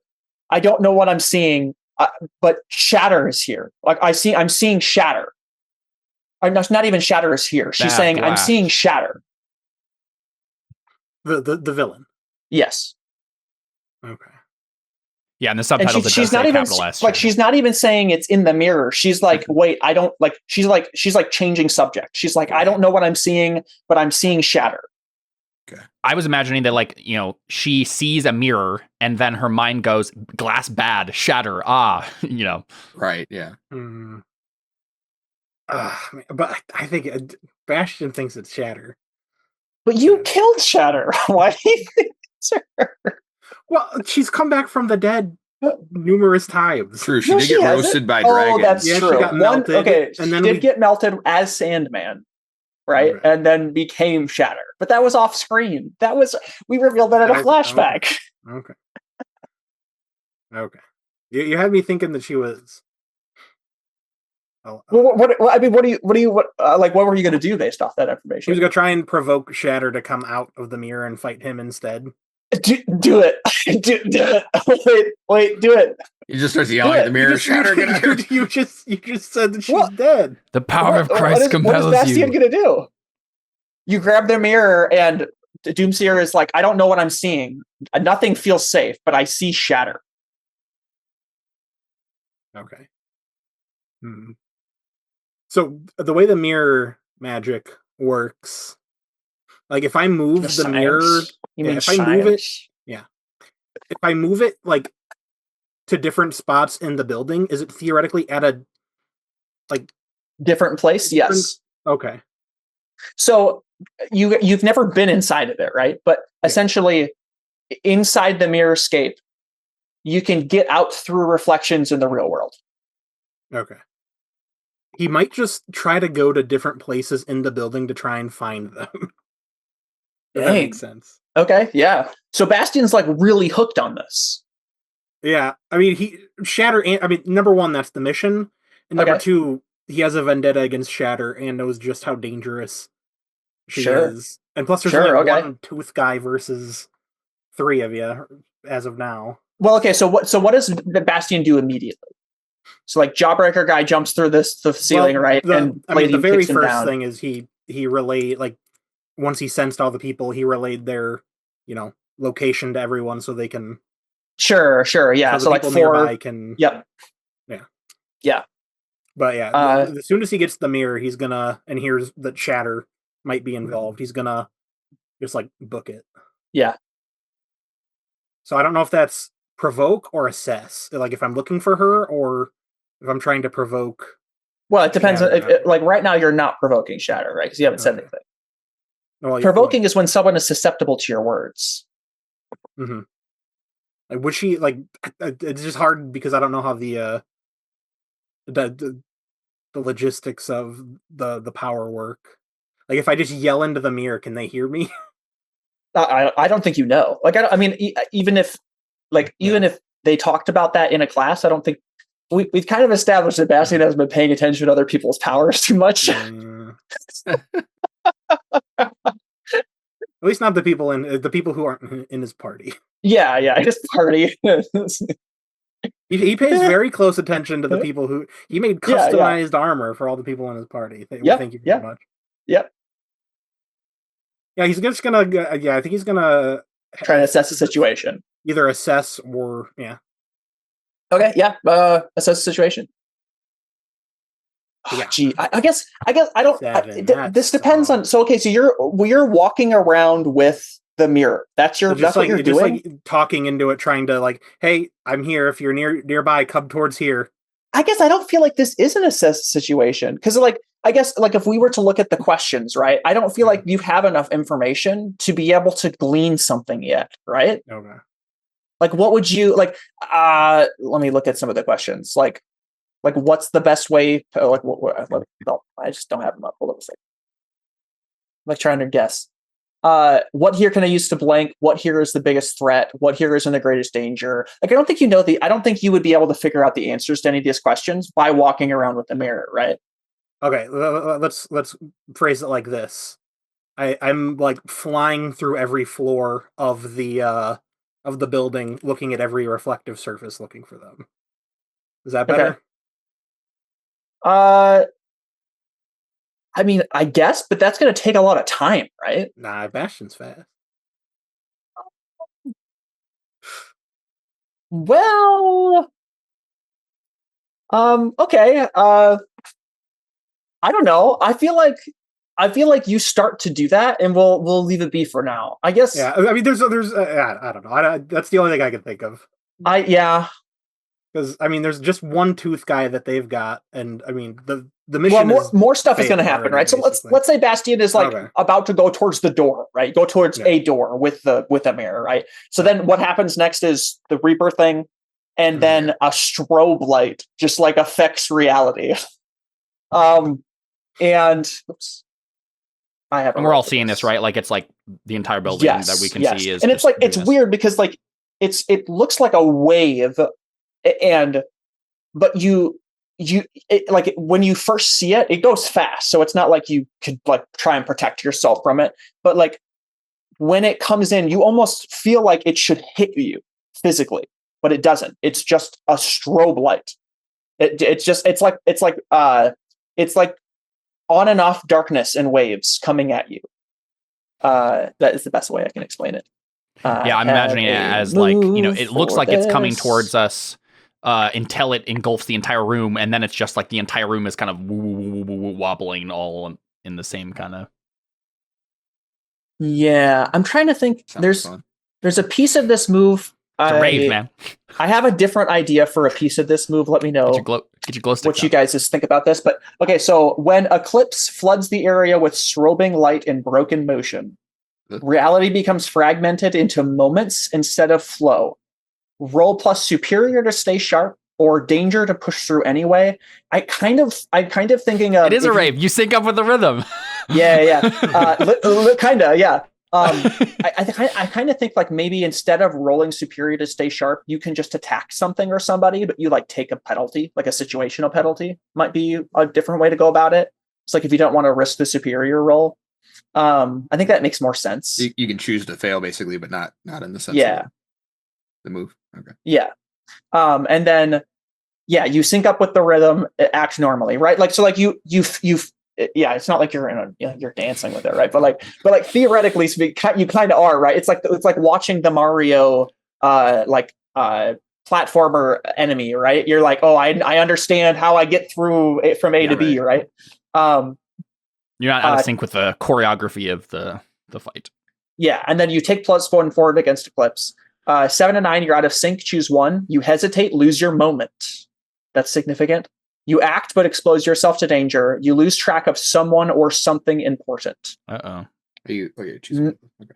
On a miss, you completely misread the moment. You act at the wrong time. You hit the wrong target. It shouldn't say or miss entirely. That doesn't make any sense. Miss entirely doesn't make any sense. The GM makes a hard move against you. That's just generally speaking, right? So let me see if I can edit that. superior or danger? No. So either roll superior or decide that you just fight anyway, and you just take a penalty. What's the penalty? Let me rewrite that. The penalty. I can't decide between -1 or -2. I mean, you get a +1 if you succeed, so it should be bad if you fail. Right. So I'd like to real quick establish that, during the scene where we're just hanging out in the lounge, Palladium was being super casual and nonchalant. As soon as this fight begins, he has immediately switched back into Palladium serious mode, and thus I am affirming my heroic identity and switching my labels. So that my mundane is not or my superior is not a -2. That should be bad. Okay, let me. Wait. Kapow! Ooh, okay. Superior. Yep. Yeah. Okay. Yep. And then Bastian. Okay. 7 and 9. Okay. So Bastian, for you, not so great. I lose track of someone or something important. Oh no, I lost track of the girl. No. Don't do it. Oh, dude. I lost Abigail. I lost the mirror. I lost the person that's literally already lost. Oh man. Go ahead and choose. I act but expose myself to danger. I'm going to burn. What? Or not, whatever. What is it? Yeah, burn. Burn. Well, so burning takes time, right? And it has to be, it's a narrative thing, right? So let's so you act but expose yourself to danger, right? That's you're choosing. So you're saying you choose to draw in carbon. To burn? Yeah. Oh, okay. I'm just exposed. There you go. That's my action. I'm double exposed to danger. Well, okay. That's an interesting choice, but yeah. So Bastion just stands in the middle, like goes hum. Yeah. So you're like, okay, let me gather some carbon. Something's weird going on, right? So go ahead and roll burn. Go ahead and roll burn. Yeah, dude, Bastion's sucking today. Okay, 7 to 9. You gain a condition, right? Man, but you get 2 burn. I have too many moves. You did pick the class that gives you all burn. The there you go. Yeah. 7 to 9 market condition. All right, I'm gonna send the big baddie after you. Okay, so as you're pulling in carbon, you don't quite sync up with Eclipse's thing, right? So you don't quite catch this before it's too late. There's Bastion's never been good at dancing anyway, so. There's a stitch tear in a wall, and someone reaches out like this, and something touches you. Something like attaches itself to you, and you go, "What was that?" And you turn and see. I guess you're maybe like going over here, right? Like maybe there's a door over here or something. I don't know. Where is she? What? Yucky. I can't see it. Oh, okay. It's a little less creepy when she's bigger, but still creepy. Who's yeah. Her name is Stitched, and I guess you could say she's a they them. Because she's not one person. She's actually 2 people stitched together into one. I hate that. And you can't quite tell. But she's disfigured, like very clearly disfigured. So to be clear, she's not a they them. She's gender fluid. No, not even that. No, she's 2 women, but she's 2 people in one body. She's 2 women, then she's just a woman. Right? She is, yeah. She's 2. I was just trying to make a joke. Yeah. You guys think I forgot I was the narrator? You guys, I should be more careful. You guys are actually assuming I'm telling this truth. Yeah, I mean it's a superhero thing. We have to just anything's possible. Yeah. So this is a different move. You're exposing yourself to danger, right? This is the danger. When Stitched tags you with a thread, roll plus freak. 10+, you tear free before it takes hold. 7 to 9, choose 1. You're partially anchored, taking condition. You escape but leave something behind. Weapon position, ally exposed. The mirror. Miss, you are fully anchored. Why can't I roll anything roll but an 20s, losing its mind. Oh man. Okay, so you're partially anchored, so it attaches itself to you. I can't take another condition. I'm at 3. You can choose to leave something, or escape and leave something behind instead, right? Yeah. Yep. I mean, the mirror is not going to help you anyways at this point. Yeah. She can't do anything with the mirror. Oh man. It also doesn't have to be the mirror, right? It can be position or an ally exposed, that kind of stuff. Yeah. I mean, I guess position. I mean, I'm not really needed here. I guess that's the least bad one. I'm trying to decide if I let you choose that or if I choose it for you. You just gotta make it. You just gotta make it worse than I think it's gonna be. Well, I know. That's what I'm trying to figure out, right? Is like, okay, you're losing position, but what is that? Maybe he loses his comm piece, so he can't communicate with his scenario. He gets isolated, right?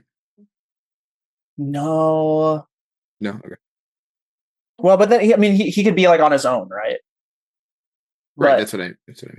Yeah, maybe that is what it is. If he's on his own with a comm piece, then he's not on his own. You look down and maybe like it anchors into you, right? But then you do tear it free. It takes hold, and then you have to like pull it out basically, because that's like the partially anchored thing, right? Or no, I think it should stay. Doesn't that do damage? Isn't that what makes it do damage? Yeah, maybe it shouldn't. Yeah, 7 to 9. Yeah, because you're okay. Yeah. No, so like it has a different effect because it does partially anchor. So yeah, so you like tear it free and you're like, what the heck? That feels super weird. But as you do that, you fall through the floor. You look down. She opens up a stitch in the floor, and you fall. You fall to the previous floor. Nice. All right. And you look up, like you fall, and you probably hit, but you don't take a condition, right? You like catch yourself just enough, and with like carbon, probably the carbon you burned, right?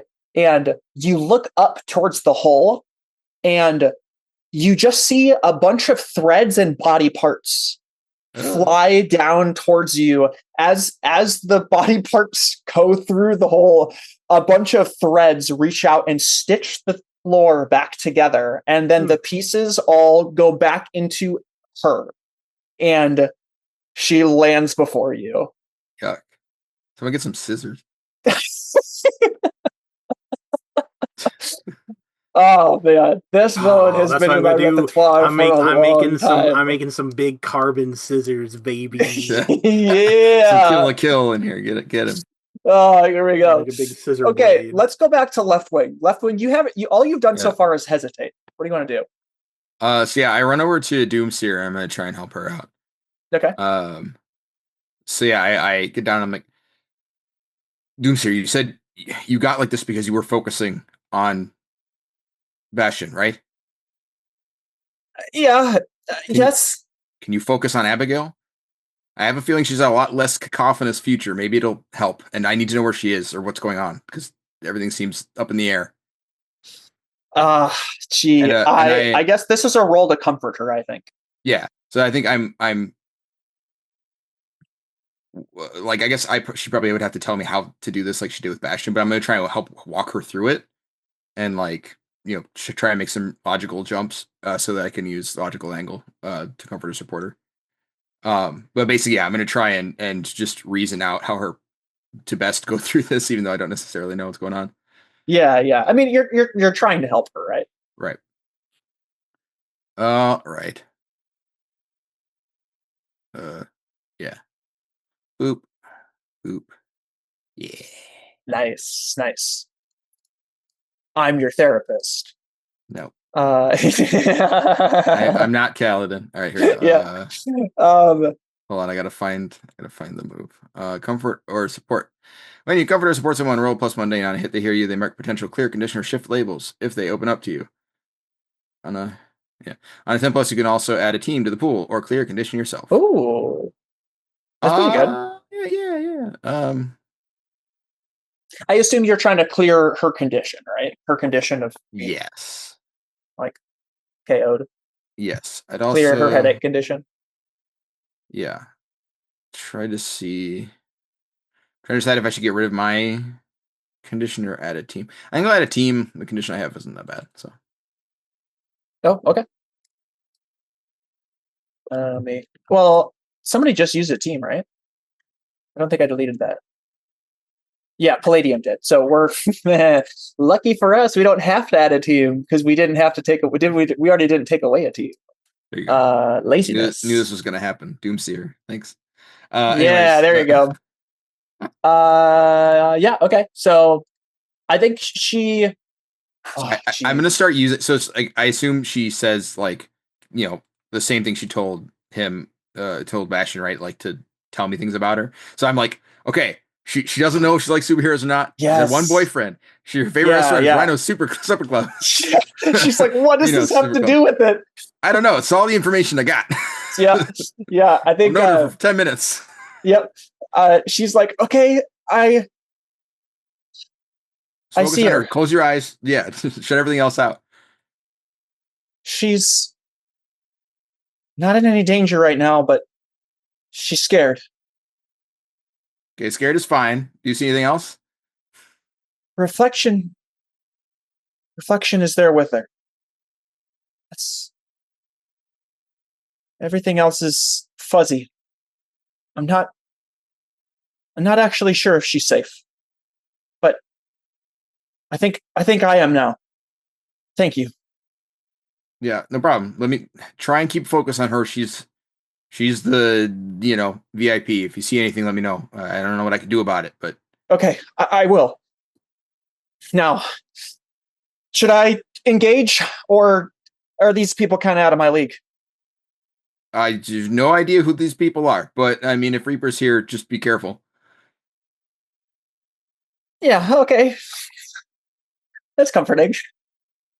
Maybe stick close. Okay. Then I'll turn around, and I mean, nobody's on this floor anymore, right? Everybody's gone.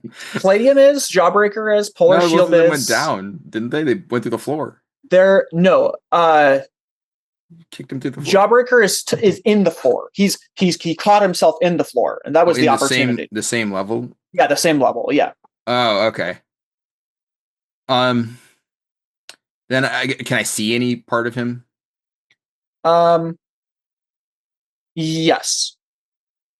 Yeah, he's like, I mean, he's like comically like with his teeth like holding on to the side of the floor. Can I try and take his power? I've got a feeling his power is transformation type thing. It is a transformation power, so it's kind of like more with Shatter, where you could maybe like make him weaker, right? Or with statue, right? I did learn how to switch things that are bigger than me, so I'm gonna try and trick myself into thinking this weird freak is lame.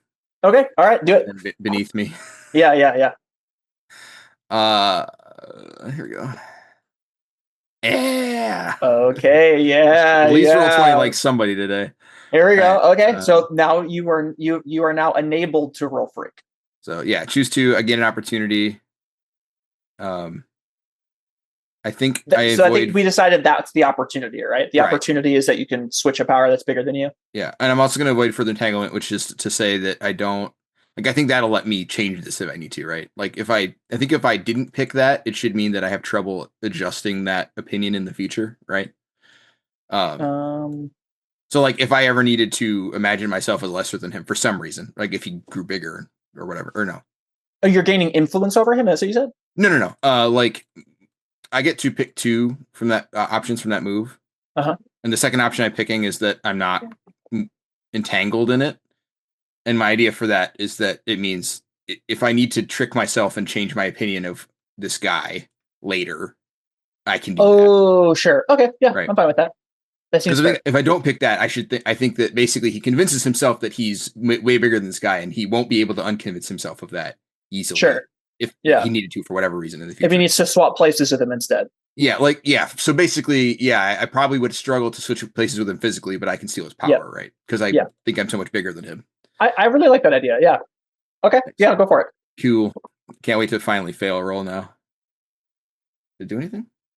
I didn't do anything. I don't see anything. There we go. 7 and 9.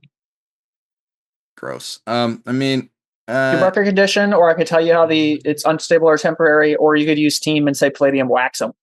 Yeah. You cool with that, Palladium? I was nodding vigorously. Okay. Yeah, maybe I can't quite see him, like, and I have to be able to make visual contact. So I'm like, hey, Palladium, get him out here so I can steal his power, and you just like whack him up into the. So I caught most of what was there. I had to run to the bathroom quick. I know my boys made a cameo waving at the camera. They did. Yeah, your microphone was muted, so they were just muted, like, I know. Yeah, exactly. It's funny. Quick rundown of the layout of the situation currently. Well, we'll get to what Bastion's situation is, but basically, Left Wing helped Doomseer out of her funk, and is now keeping a mental eye focused on her to make sure on Abigail and Reflection. Oh, I see. Well, I guess specifically Abigail. Yeah. And she's like, I don't know if she's safe or not, but Reflection is there, and Abigail seems fine for now. Scared but fine, right? Yeah, scared but fine. And then Left Wing just tricked his brain to think that Jawbreaker is below him, and now he's rolling to take his power. So I yell at you, I'm like, get that small fry out here so I can steal his power. So maybe you, if I could suggest, maybe you like grab his leg and like whip him up. Yeah, that's what I was imagining, right? Like, because he's like got on there, and I just like reach down and I think as you grab his leg and pull him up, he like it's like you picked up a snake by the tail, and his like jaw tries to like whip around back towards you, and like he just like curves. It's like hawk. And he misses you, right? But I know that's seriously one of my. I like snakes a lot, but that is actually one thing that I very rarely want to pick up a snake, even if I know it's not poisonous, because I know that they like they'll do that, right? Yeah, it's a nightmare situation. I like the idea that he bites Palladium, but by the time he does it, he doesn't have his power. Yes, exactly. And he's like, ow, my teeth, and he like lets go, right? So this is just happening, right? Like that was like team. Is what I was doing. This is you helping me. I needed one more. So let me remove team. So he got a full hit. So so he bites down and maybe like makes a little bit of an indent, but then it's like and maybe he's like probably what Palladium was trying to do is like grab him and then like slam him body and all into the floor. Just like Hulk him, boom. Right, but what ends up happening is like I grab him, he curves around and like bites me. But at that point he's like right. I hope he grabs like your helmet. Wait, your helmet has to come off at some point. Oh, she's gone already. Never mind. Yeah. But once as soon as he lets go, because he can't actually like have the bite strength that he usually does, I just kind of whip him off of me, and I would love to just like slam him into the floor, right? Do you want to just send him to the hole again? I'll do that first. Slam, and then okay. I mean, roll danger, right? But also, real quick, this is the first time I've successfully done this. Yeah, so I think we should see like you're like looks weird. Yeah, like it's maybe you almost feel like you're bulging.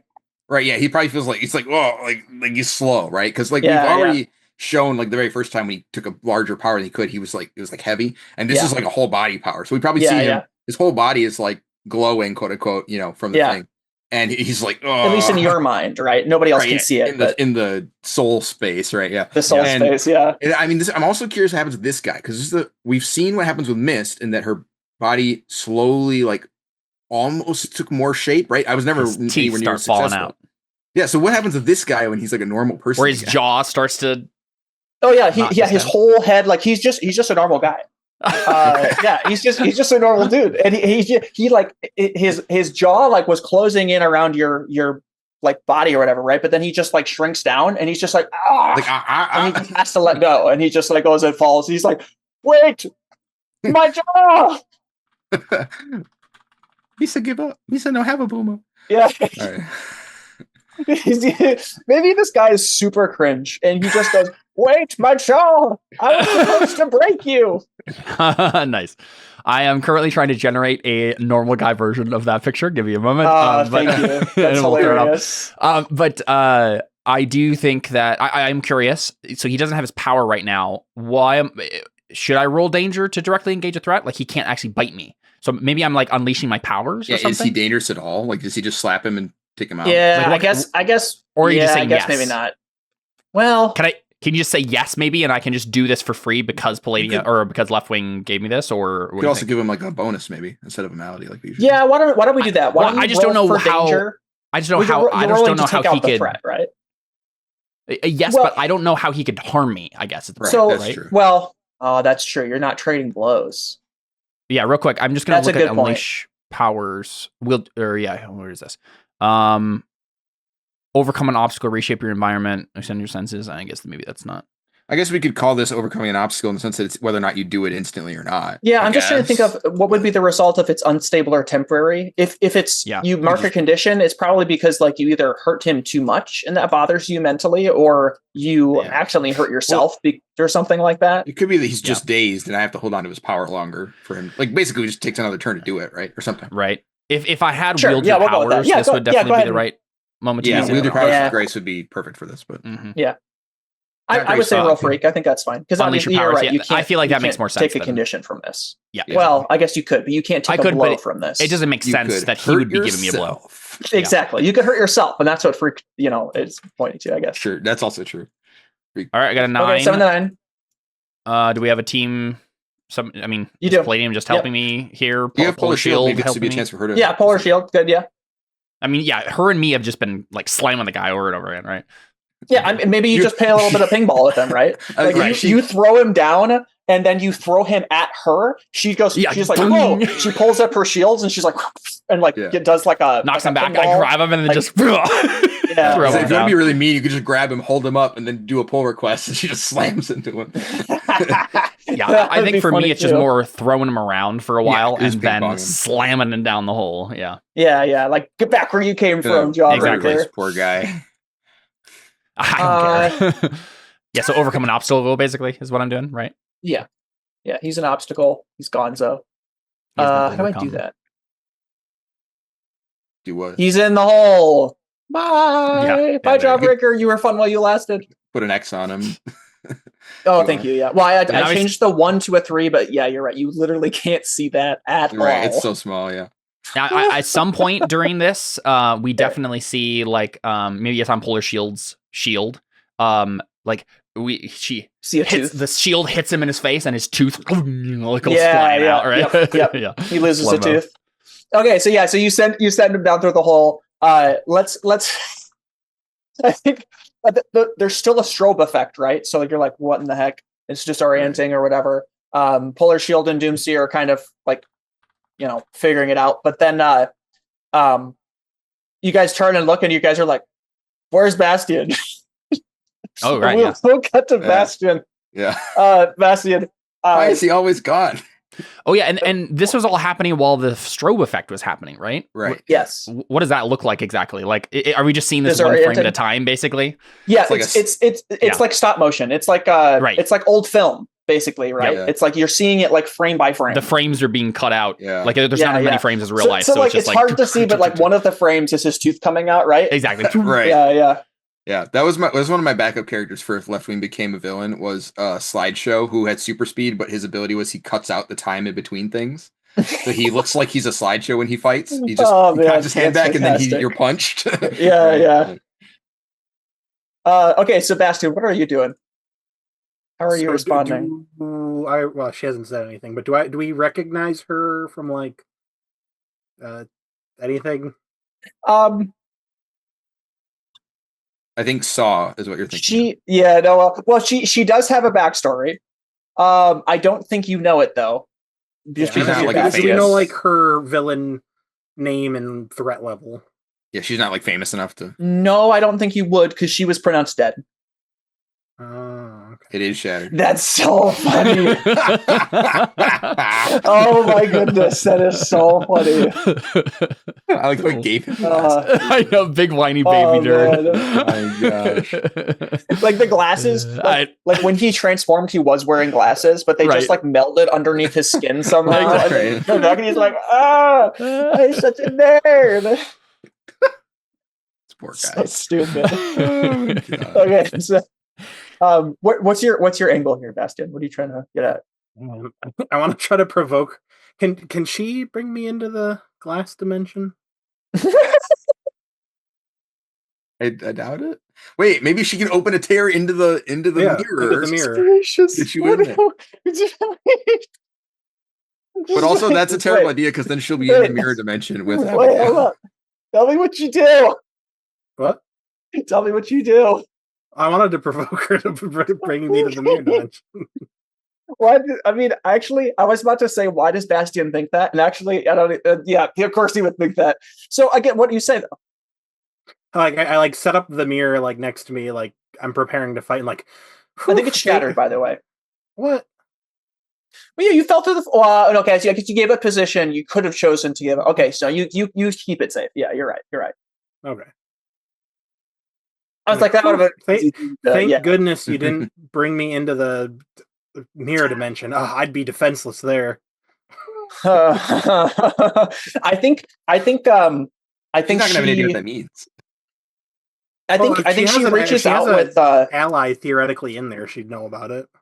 Oh, that's true. I think okay. All right, here. And that's the premise we're working off of. Worst case scenario. So Bastian, I know we've done this before, but this is going to sting. Your words do not hold any weight over her, and so she just attacks you again. That's cool. And I'm going to have you roll to defend yourself against her. Well, I don't remember if I have a move for this. No, it's roll plus freak when Stitch tags you with a thread. Or no, that's when Stitch tags you with a thread. And maybe trade blows first. I guess when she tries to tag you with I guess that's more danger. Yeah. Well, no, I think she gets one on you again, actually, because your move here is to try and talk her into something, and it just doesn't work, right? I'm not gonna just let her. Like, if she attacks me, I'm not gonna just keep talking. No, well, absolutely, yes, but that's what this roll is for. Is on a 10+, you tear free before it takes hold. So I think she roll danger. Like, if she rolls danger and beats my defend, would I then have to roll? Oh, she can't roll. Remember? Well, he would roll danger, and if he didn't, if he took a blow, then if I failed my defend roll, then or that sure. Then I'd have to make a freak roll to I don't know. Maybe you could give him a penalty. The struggle is generally speaking, when you roll defend, you end up better off than you were before. Yeah. And I'm trying to quote unquote punish you, right? Yeah. For trying to trick her into something, but it's a really bad argument. It's like, I didn't even get to roll. It's such a Hail Mary. Well, right. That's why, right? It's such a Hail Mary that it just doesn't make any sense. So I think she, like, as you say that, and she just kind of like laughs and then like tears herself apart, and so the laugh kind of like abruptly does some weird stuff. Tell me what her voice box tears or something. Yeah. Tell me what happens. I think she tears herself apart and a bunch of threads come out of like everywhere. And I think one of them grabs onto you before you can react. And just because your moment becomes you're trying to talk her into something, and it results in a non-roll. Okay. So I roll freak. I think so, yeah. Gotcha. What is going on today? No. And there's no one there to help. There's no one there to help. Yeah. I will give you this. Abigail yells out from the if you want to spend team, I could have somebody come. I could also roll selfishly, right? No, yes, you could. Well, that's only to change your labels, which your freak is at a +3 permanently. Gotcha, so, right. Yeah. Up to you. You could spend freak on a person. I know exactly who that person would be, and then you would get some exposition, or you could take the hit. Yeah, I can't afford a hit, so I'll yeah. Okay, so don't complete this. Wait, don't you have burn? Can't you just succeed? Not on that. It's a freak roll, isn't it? Yeah, I don't. Oh, but it's when you roll to unleash your powers, right? It's not when you roll freak. It's when you roll to unleash your powers. Gotcha. That's not. Wait, what? None of that is right. Oh, okay. Well, don't you have the one that lets you take a 10+ on a? Oh yeah, I do. But but I think it is. That's not. I forgot I had that because I always. You just rolled to get that. Yeah. The burn. Oh, because you didn't roll a 10+, so you forgot that you had to burn. Yeah. No. I forgot I had the auto success for freak because I just always succeed. But I think you're right. I think it is specifically for using your powers. Yeah. Okay. So I was right. Yeah. I'm a good GM. Yeah, you're a good boy. Thank you. Okay, so So on a 7 to 9, it's you're partially anchored, take a condition, or you escape but leave something behind. No, this is great. This is exactly what happened before. I mean, she strips all your clothes off with her weird magic tendril. I mean, I guess she gets the mirror. I mean, that would be interesting, right? Oh man, she unstitches the mirror, and it just like it's in a bunch of pieces on the ground. I was postulating. Oh, okay. Well, hey. Oh, good chess move. You were like, if I move here, that's your move. Okay, let me. I didn't take my finger was not off the piece. That's exactly. Dice were not on the table. You know. Yeah. Oh man, it was cocked. There you go. But the other option is to take a condition, isn't it? So yeah. But I've only got 2 left. Yeah, so don't do that. Yeah. What I'm saying is you should take your fingers off the piece, I think.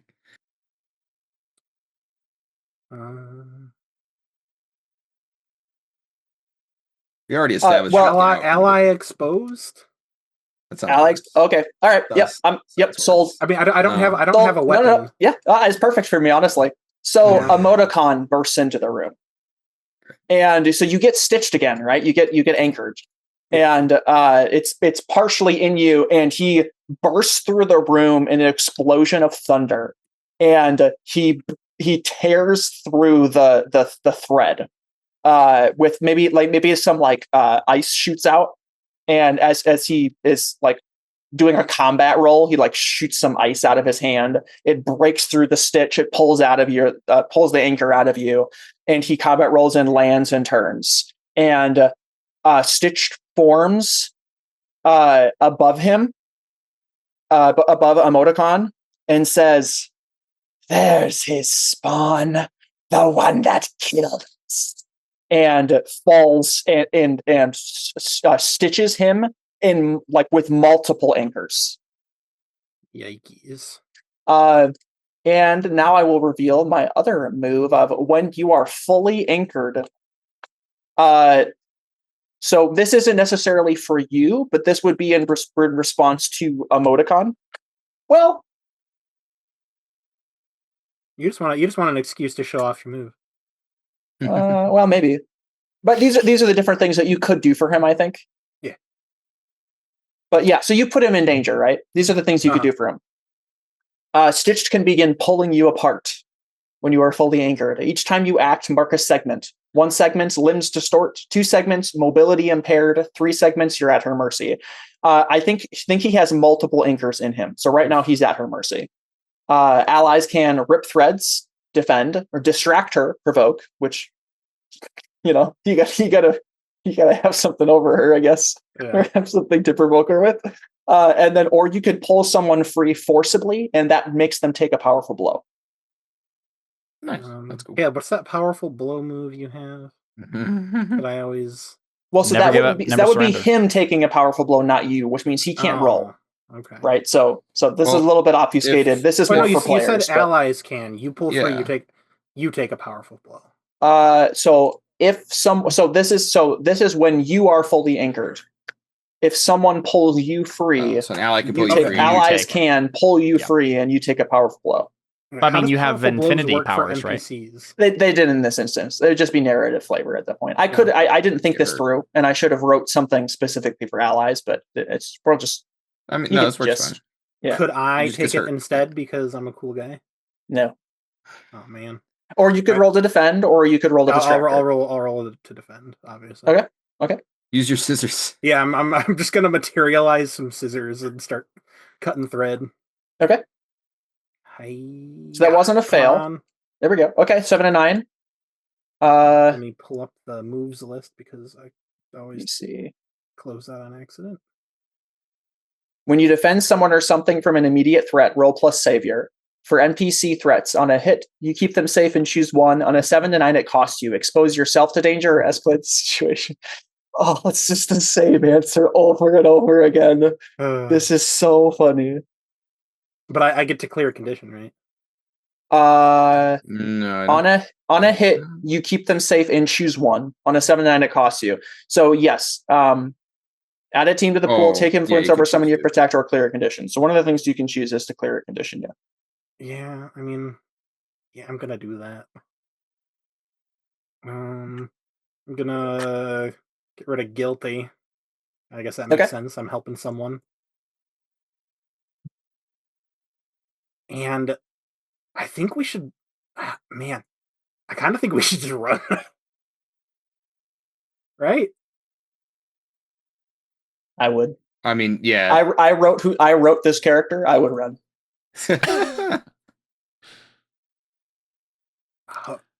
As I'm cutting him free, I'm like, yeah, we need to run. We need to find Abigail. She's in danger in the reflection world. Like, what are you? You have to still resolve the thing that it costs you. Expose yourself to danger or escalate the situation. I mean, does exposing myself to danger, is that just what I rolled defend against that, or would she? Well, I would expose danger to you in some way, shape, or form. Right? I mean, that's kind of the same thing. Just escalate the situation. Have another bad guy show up, then you can just run away. I'll expose myself to danger. Oh. She's just gonna stick you with a threat again. Yeah, but we're never gonna end this. Rolling another freak is a much better chances than fighting a whole nother villain or losing the mirror, or we're gonna be in this spiral forever. So is just she try to thread me? Do I roll freak again? That's up to you. What do you want to do? Oh yeah, I said expose myself to danger. Okay. Yes, 100%. Yes, she hits you with another anchor. Yes. All right, I'm gonna roll freak again. The same stupid roll. For the love of everything that is good in this world, let me roll one success. 110 plus. Full hit.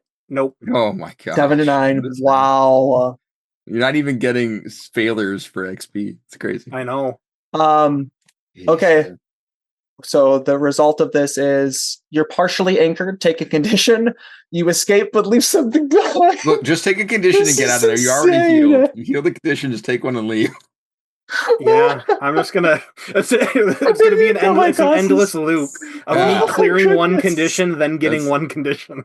Oh, dude, this is insane. Yeah, I'm gonna. It's only because you're rolling 7 to 9s over and over again. I know. I don't know the odds. All right. You've hit a +3 to every single one of these. Except for I mean, also narratively speaking, this person is crazy powerful. Right. This power is insane. Well, I'm about to clear another condition though. So like I look at. What's up? I'm about to run from something difficult. It doesn't clear till the end of the scene though. I forgot about that. Okay, but yeah, we need to go. Okay. So here's the thing. What? Emoticon doesn't want to. Butthole. Provoke him. Dude, I've got minus. Actually, wait, no. Convince with at best interest. What? Persuade with best interest? Do you have that? No. No, it does not. Man, I'm at about 0 provoke, and I'm at -4. The other one. Well, you could use your powers and just like lock her in a box, and then be like, "All right, we're leaving now." How about I use my powers to lock him in a box and then bring him with? There you go. Connor? Wait, was that a question? Yeah, is that a role I can do? Bring him with? Like encase him in a carbon block and bring him with. I don't think so. Let me think this through.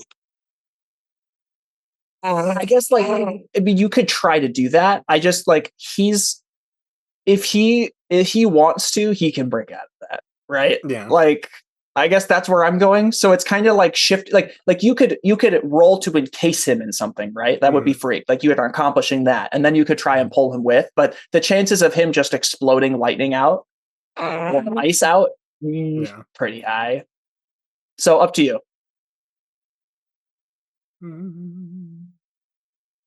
Also, you're kind of like, you're in a life or death situation and you're technically attacking your buddy. That might not be the best move for his safety. But I mean, is that what Basti would do? I guess let's play out the scene a little bit more. So you turn to emoticon and what do you say exactly to him? Okay, for narrative purposes, so that we can like talk, kind of just like throw up a wall. Sure. Yeah. Like you get a couple of seconds, right? Yeah. Good thing she can't stitch through. I mean, she does, right? But it takes her a second so that they can have a moment of. Kidding. They need to get their 6 second of a round in, right? Right. Like right. Okay. I know you're going to be difficult about this, but think for a second. She's a red level threat. She's going to kill us, and Abigail and Reflection are in trouble in the mirror world, and they should take priority. A stitch opens in the wall. We need to go. We need to move now. The mission's in jeopardy. Taking her out isn't part of the mission. He shakes his head. He says, "She's already in the mirror." Turns and ice electrical, like with ice and electric, like he just like basically throws like a shot grenade towards Stitched, and it explodes, and all of her body parts like evade it and like go around this electrifying ice explosion. Is Reflection on his team? No. Reflection is on Iceblade's team. Dang it. Okay, well there goes that. If that would have been there, you would have been able to provoke him. Yeah.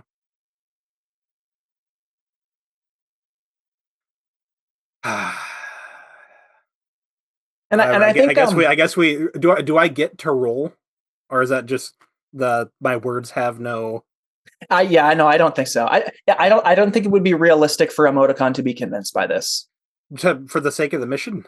Yeah. Okay, I guess we ride or die. I have a reason why, right? Okay. Like, yeah. Okay, well, I guess we ride or die. Are you just gonna stick around with them and fight? Yeah, I mean, it's not my fault if we get in trouble. True. I mean, hey, let's be honest. This is going to be pretty cool to watch these two go all out on this villain. My comms were on, by the way, for that. Good move. Yeah. So I think we'll get a little bit of an exposition from this. I think Stitched, as she like pulls around, I think she like forms two separate human beings that are like mostly destroyed. And she says, "Look at what your father did to us," and just like two voices like across from each other, and Emoticon like braces, like what the heck? I was not expecting that. And then you can see that like he you can see he remembers, like it's written plainly on his face, like he remembers hearing about this villain or these sisters, and he maybe he just says that he says the sisters. And she says, "Ah, yes. So he gloated about our deaths, did he?" And like she reforms and comes down with a bunch of threads. And what does she say here? She says, "I didn't get to enjoy the pleasure of tearing him apart, but I shall enjoy tearing you." And Emoticon says, "It's time to finish what he started," and lunges up towards her. And let's cut back to Palladium and Left Wing for that. We'll have this little bit of a family showdown here. And I feel like this is I didn't plan this at all, obviously, but right. I feel like this is perfect for Bastion to get to see like maybe Bastion will help Emoticon like regain his family honor.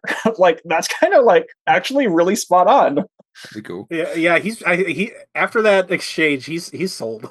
Yeah. He's invested in this. Emoticon just provoked you. Yeah. Okay, let's cut back to you two. Poisonous clouds start to seep through the walls and the door frame, or like underneath the door frames. Mm-hmm. Cool. Yeah, I mean, we left off with actually, I'm sorry. Something else needs to happen. Okay. Let me introduce our final cast member for this season. I don't believe you. Yeah. That's a good choice. This is I don't think you see her, but you don't. Wait, I'm sorry. I hit Control G instead of Shift Z. Wait, no, I thought it was supposed to, wasn't it? No. Shift C. There we go. Oh, you can't really see. It's hard to see the full picture. Let me see if I can. Here we can. She looks noisy. She is. That's. We can pull the. Thank you. That's what I was. So you see. I think. Okay. I don't know if the door opens, or if this is just happening from outside of it. I think. This is going to be insane to describe. Why did I do this to myself? She I think Doomseer sees this, feels this before you guys do. Yeah. And she says, not that either. She says, she opens her mouth and she sounds like a baby. Yeah. Gurgling baby. She says something like, something's about to happen. The voice of pain, and it sounds like really weird and cryptic, right? Yeah. And Doomseer's not the one to be cringy like that. And so you feel like there's something to what she's saying, but this is so difficult to see if I can get Chatty Beauty. Why do you do this to yourself? You make up powers you can't explain. I know I know how to explain it until I'm in this moment, and then my mind is thinking about too many things. You just got to write it down before this moment, and then read it. So it is a noise. You hear it, and it hurts. But this noise is. It sounds a lot like that. This noise is. It's almost like you're not hearing it through your ears. It's like you're hearing it in your head almost, but you see a wave of sound. You see a wave of green, like a green sound wave. It goes through the walls. What do they call that? Induction? Yes. What it is? Essentially, yes. Yeah. It's like you can get those glasses that have speakers, but there's not sound. It just vibrates your bones. Great. That sounds cool. but it's more like it's almost more like it's telekinetic. It's like you're hearing it, but it's also like inside your head. It's like it's like you're hearing it in layers. Okay.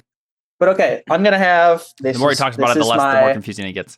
The less confusing it gets, right? The more confusing it gets. More confusing. Oh, that's great. Oh yeah. When you're caught in spectral sirens scream, roll plus superior. On a 10+, you ground yourself. Choose 2. Act despite the noise, shield someone else from it, or keep your emotions your own. On a 7 to 9, choose 1, but mark a condition she chooses, or your powers glitch or misfire. Oh. On a miss, she gets inside your head. You mark a condition and she shifts your labels, or you act on her emotion, not yours. I got a 9. Okay, so you got a 7 to 9. So on a 7 to 9, choose 1, but mark a condition she chooses, or your powers glitch or misfire. So you also get to choose 1, meaning you ground yourself, or no, you act despite the noise, shield someone else from it, or keep your emotions your own. Or you can spend team. Yeah, I'm thinking of spending team. Let's just have polar shield. I don't know how people who could help me here and how. And go ahead and roll as well, left wing. Yeah. Oh, maybe you need to spend the team. I guess we got 2. Yeah. Oof. Yeah, I guess I'm just curious as to like how we could have someone help us, right? Like if it's like a sound inside your head, like how do you get help for that?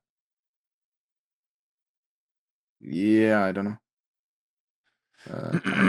Maybe I can make an argument that I think I've done this before. Make an argument for my armor. Like I can't actually she can't reach me as easily because there's another mind before mine. Ooh, you rolled the 6. Yeah. Oh yeah. Yeah, left finger. Let's see. But there's 2 team left, so we could all each spend 1. Yeah, but then Bastion wouldn't have any for his fight against. We'll get 1 next session, and we're about to wrap up here. Yeah. Holy cow! I mean, certainly left wing should spend 1. Yeah, I'll spend 1 for sure, so it doesn't I was gonna go. Do we have a thought on like how people can help with this, Connor? Like what can you do to help? So yeah, I think if like you're thinking like Polar Shield or something. Well, I mean that's what I first thought. Yeah, but I mean I guess for left wing. I mean she just did warn me about it. So okay, Doomseer. Yeah, it could be Doomseer, right? You're like I was ready for something. Maybe the way she phrases that, you're mentally braced for it. Right. Yeah, I was ready for something. Doesn't affect you as much. Yeah. Yep. My thought with team is that I could have my armor help me as a teammate, which we've done before, because there's a mind before mind that's kind of surrounding me. Right? If this is like a telekinetic thing. That makes sense. If you want to spend the last team, yeah. I would like to. Okay. I only have 2 conditions I can mark before I'm out. Surprise. Okay. Yeah. All right, so she. Oh, let's see. So you still have to choose one left wing, and I guess Caleb. Are we assuming the people in the room? Palladium, you pick 2. Yep. And are we assuming that the people in the room, Polar Shield and Doomseer, for example, are automatically going to be hit by this? And so we'd have to choose shield someone from it. Yep, that's why I have the shield someone else from it on it. Those are the only other people in the room right now with us, with me and Left Wing, right? It's those 2. Correct. Polar Shield and okay. I will protect Polar Shield. I will shield someone else from it. And for now, well, what are you going to choose, Left Wing? I think the reason that you get a 10+ on this is that Polar Shield puts a hand on your shoulder. And I was going to say that the armor. Oh, me, right? You just said that. I'm sorry. Yep, that's right. Because not only is there like a sound barrier, there's also a mind barrier, kind of. Yeah. That makes sense. Yep. But yeah, I'd like to think that like because of that, I can act to help Polar Shield and do that, right? Yeah. Maybe I even honestly, I would like to imagine that I even like take my gauntlet off and it forms around her face, because I know that my armor can help with this, right? So I just like throw it on her real quick. You just slap off my gauntlet and it like goes around her ears. Okay, so you choose 2. So you're shielding Polar Shield. I was trying to decide despite the noise or keep your emotions your own. I was going to decide on that based on what Left Wing is going to choose with his 7. Oh, okay. Yeah, I don't know. So you get to choose one of the good things and one of the bad things here on 7 and 9. Yeah, I figure. How many conditions do you have? Only 1. I figure that I'll probably. I don't know what keeping your emotions your own means. Yeah, what does that mean, Connor? Give me a second. I'm trying to flush that out and just like in a little bit more. So I think I'm gonna act despite the noise. Probably. Okay.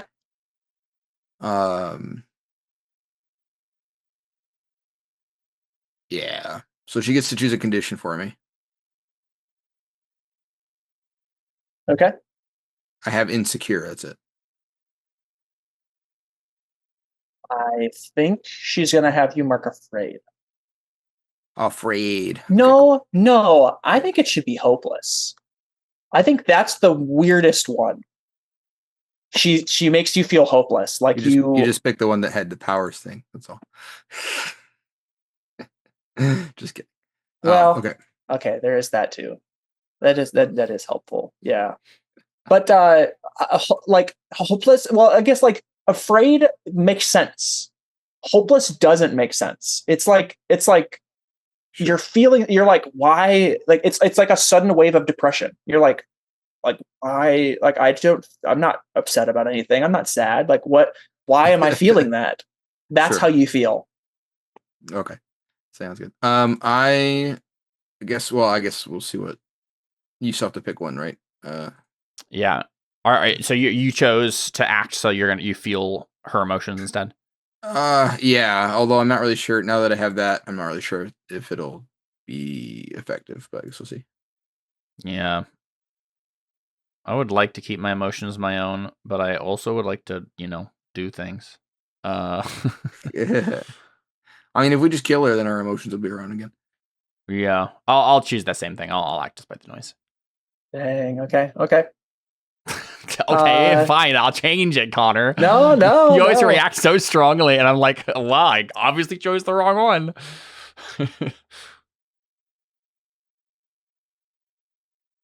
So we both get to act now, right? Yes, you both get to act. Yes. Yeah. So there's two things happening still. One is Eclipse is with the wave, right? Well, maybe it's not again anymore. Maybe that stopped. We both succeeded that anyways, right? Yeah, exactly. Yeah. I'm going to say it stopped. Oh. Because then you have to change. You have to change to the new rhythm. That's what the yeah. Well, if it stopped, wouldn't it just be normal?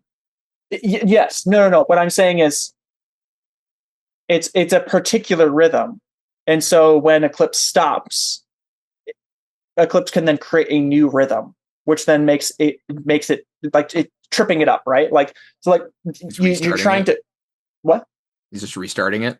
Yeah, restarting it to make it different, right? It's like you figured out how to read the pattern. I can't keep the same pattern on for too long, and everybody's just going to catch on to it. So I have to change up the pattern. Okay. I think that's it. So right now there's nothing there. It's like stopped. Okay. But two things I wanted to point out is, theoretically speaking, you can see where the waves are coming from both Spectral Siren and from Eclipse. I don't think you reached out to tell yet. Like, so she's not in the room. Some sort of successful roll. Correct. Spectral Siren is not in the room with you. Okay. It's coming through the walls. Gotcha. Okay. And it's, well, yeah, I guess, it just sounds like a screech. Okay. I don't know what to do then. I guess we'd go look for her, but.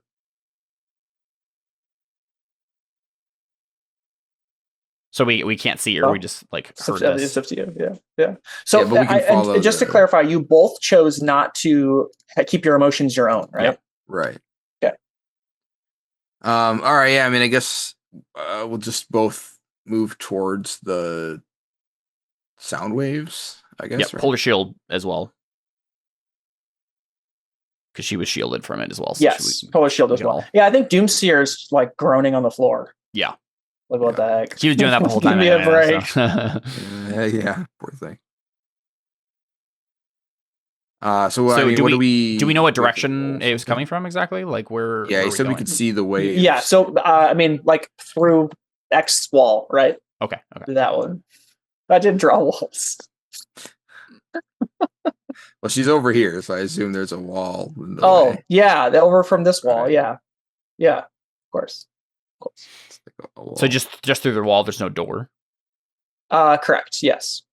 Well, you can fix that. Yep. I mean, if there's no clear way, if there's no clear way to get to that room, well, I guess we would know the layout. Is there like a door I can just go around really quick to wherever she is? I mean, you could. I mean, we should probably not do more property damage than we need to, right? Dude, Adrian Vale is getting in your head, man. Ooh. Well, no, I just... He doesn't want another demerit. Yeah, well... Cody should probably be like... Oh... Obviously, they took him out, right? Oh, yeah. I think you just noticed you do not hear Cody's voice. Oh, no. Cody's dead. He's just a normal guy. He can't do anything. Like one punch from Jaw, man. Oh, man. He did. Yeah, so I think basically I just like have Left Wing and Polar Shield form up around me, and I spearhead the way around, like through the door to like the north, right, and then we circle around to the room that she's in. Yep. And I open the door, and then Polar Shield like immediately pulls herself in, and we kind of roll in and yep. Okay. And I assume Left Wing's going to try to take her power as quickly as that's what I was going to ask. Yeah, is that what you're trying to do? And me and Polar Shield are just going to rush her. That was my plan originally, but now I have a much lower likelihood of succeeding at it. True. It's probably still the best idea.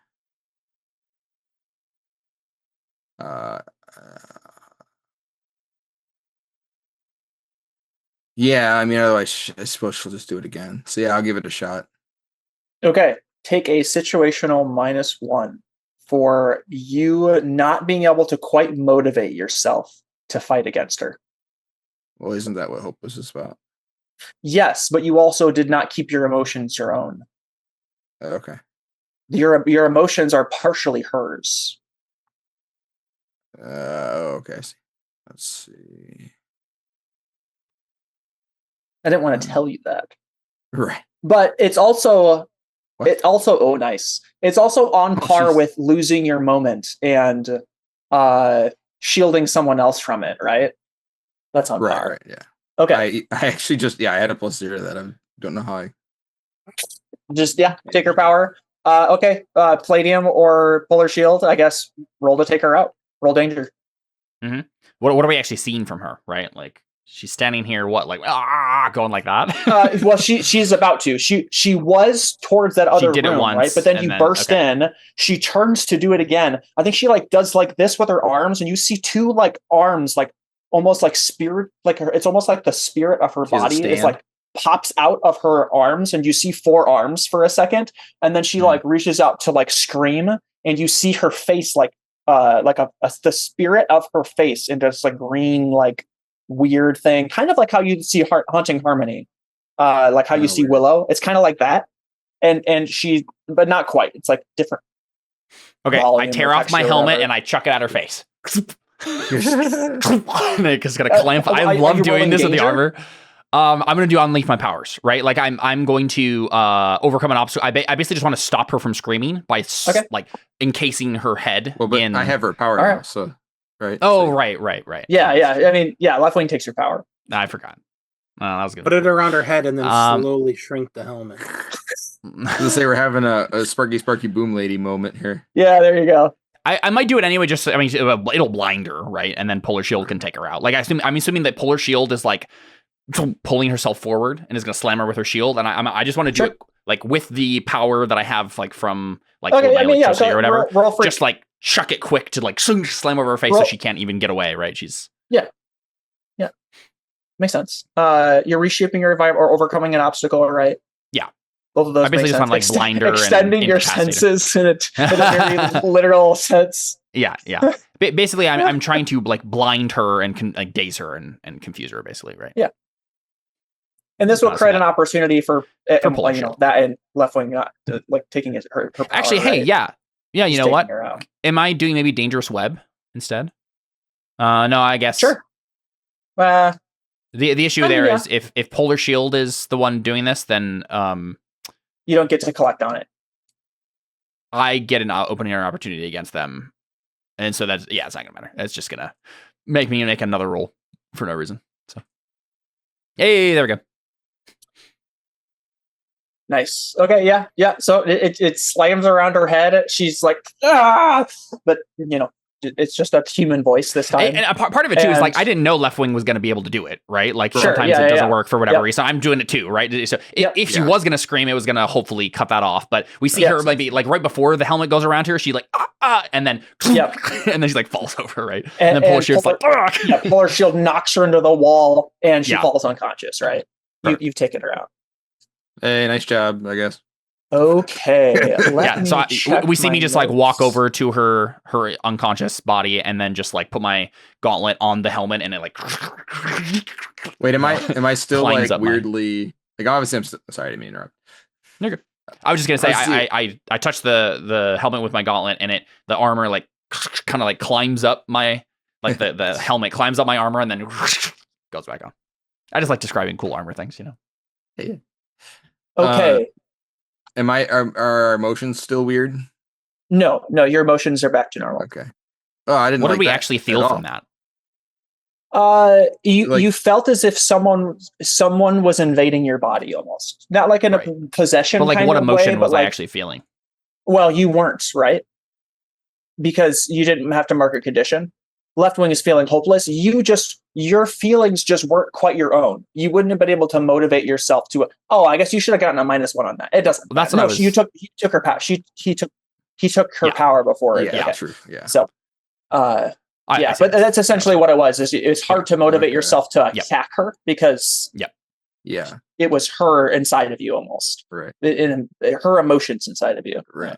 Thank you for clarifying. Yeah, I know. I was like, so here's what's going to happen. In this room, there happens to be another mirror. Funny story, right?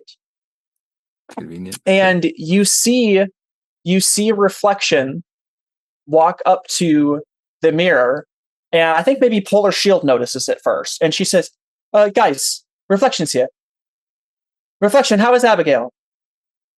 And she walks up towards the edge of the mirror, and Reflection smiles. And Leftwing, it looks exactly the same as the last time you saw her smile to herself in a mirror, but this time she's on the inside. And Polar Shield says, Reflection? And Reflection says, she's not here right now. Someone else has taken over. So this is because of the whole thing that happened forever ago with this, right? Where like Shatter got into her mirror dimension, and it's just like we never really got her out, did we? There was like a piece of her that stayed here. So all of a sudden, the glass from the mirror starts to shake and crack, and it shatters. Can I, like, as soon as it starts doing that, I say, Leftwing, teleport Abigail. Right. Yeah, Abigail's not there. You don't see her. You didn't see her? Okay. Nope. But didn't you have like your mind's eye on her the whole time? Well, Doomseer did, and she's in a different room on the ground, having been fully affected by Spectral Siren. Oh, okay. Because nobody protected her from it. She's fine now, though, right? Yep, she'd be fine now. Yeah, but she's in a different room. Room. Okay. Yeah. Yep. Yeah. Right. Maybe we could cut to her, right? And she's maybe like trying to crawl towards the door, and she's like, "Guys, it's not Reflection, it's Shatter." And Reflection, I think, like falls over in the mirror, and Leftwing, I think you kind of see something since you can see power sources.